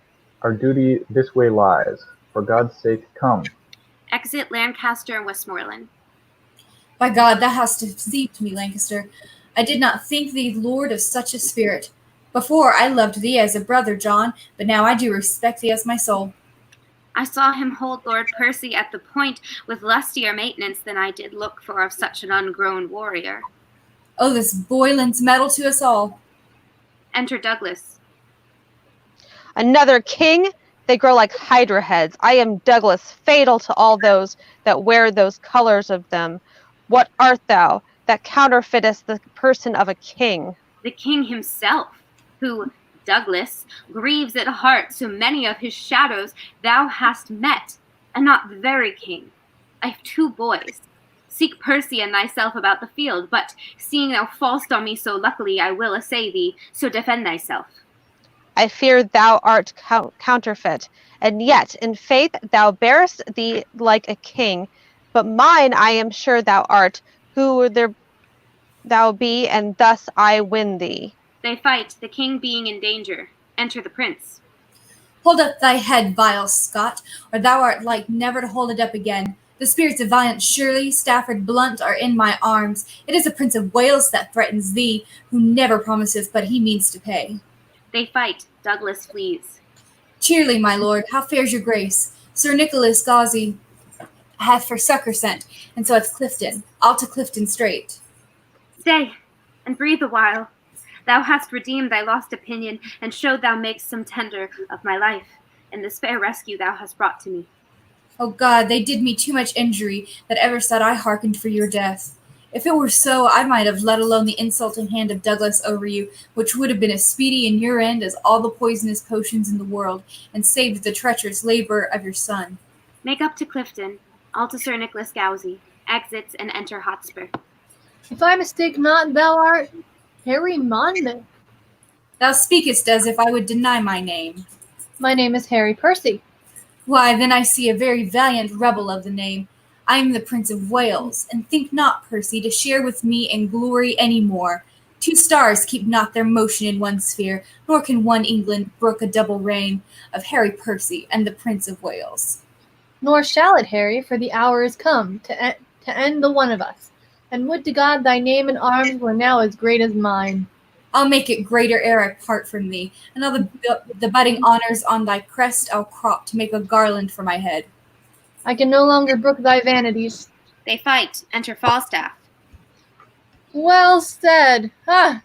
To it, Hal. Nay, you shall find no boys' play here, I can tell you. Enter Douglas, he fights with Falstaff, who falls down as if he were dead. Exit Douglas. The prince kills Percy, Hotspur. Oh, Harry, thou hast robbed me of my youth. I better brook the loss of brittle life than those proud titles that have won of me. They wound my thoughts worse than sword my flesh, but thought's the slave of life, and lifetime's fool. And time that takes survey of all the world must have a stop. Oh, I could prophesy, but that the earthy and cold hand of death lies on my tongue. No, Percy, thou art dust and food for...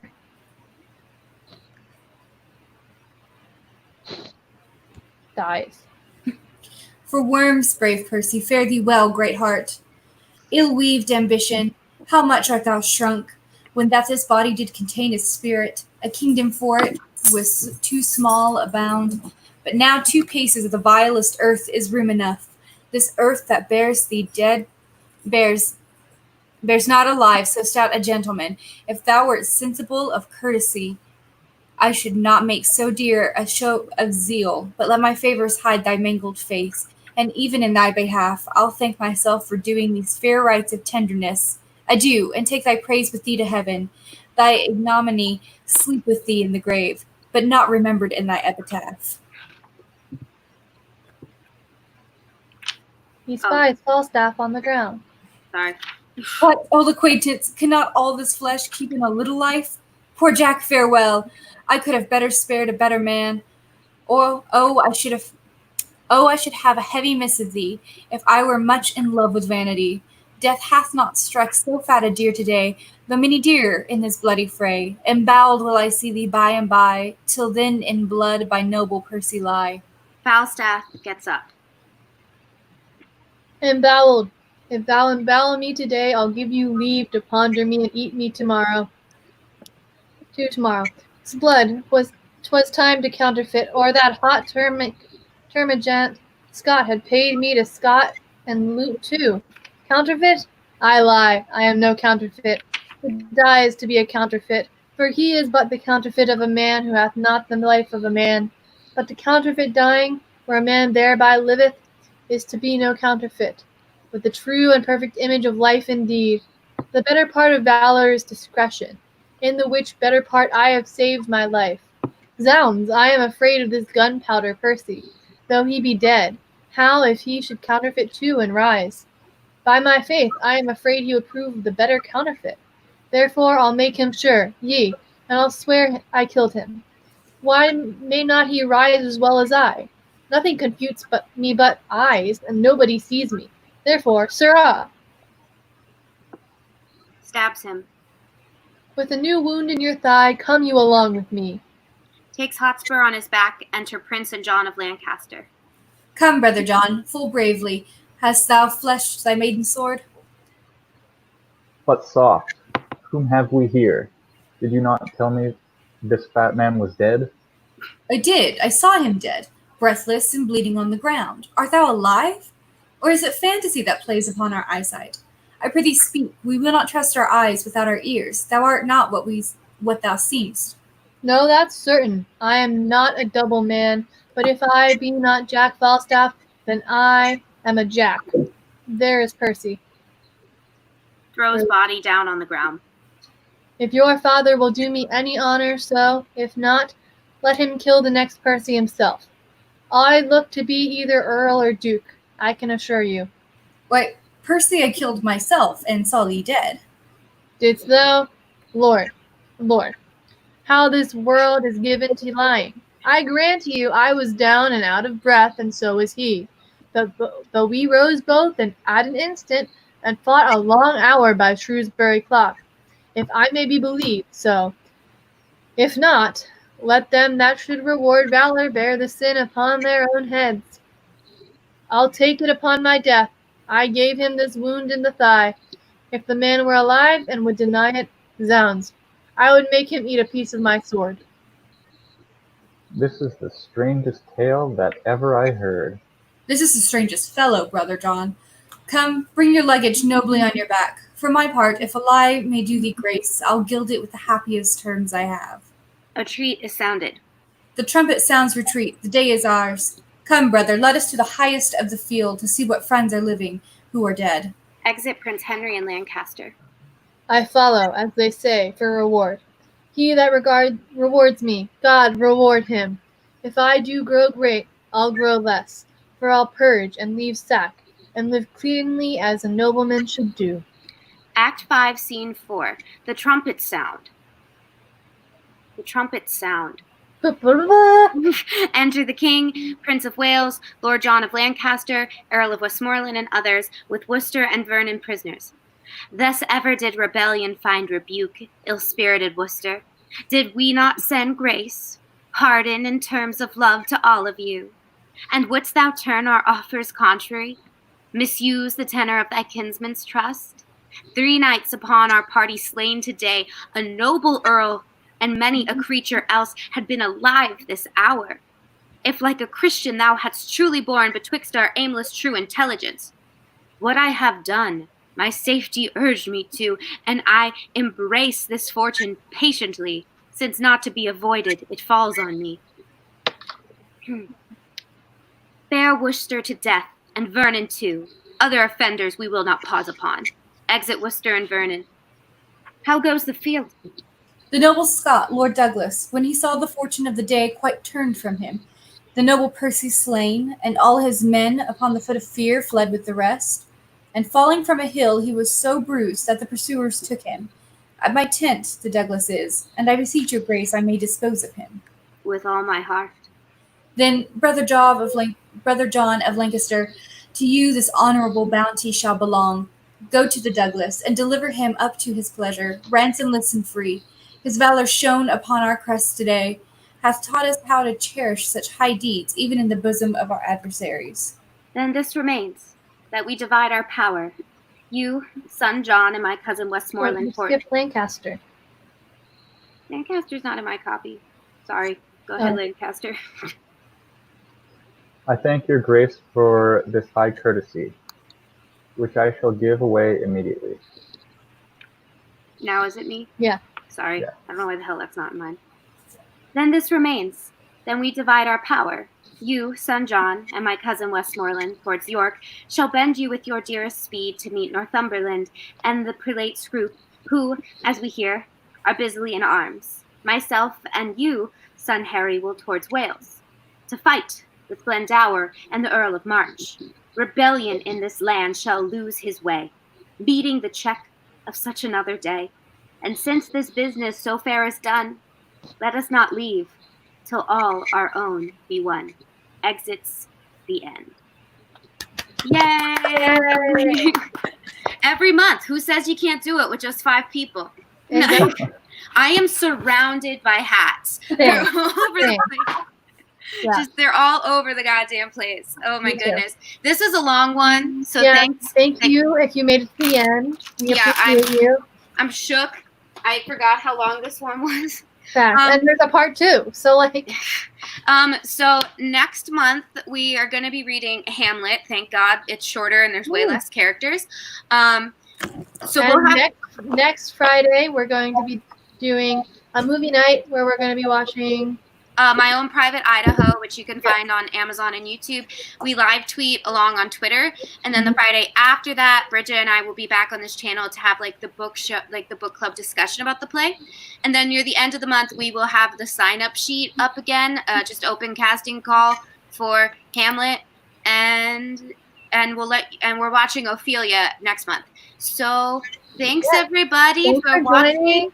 Thanks for being here. Thanks Simon, our newcomer. No Thanks problem. everybody for reading A Million Parts. Yes.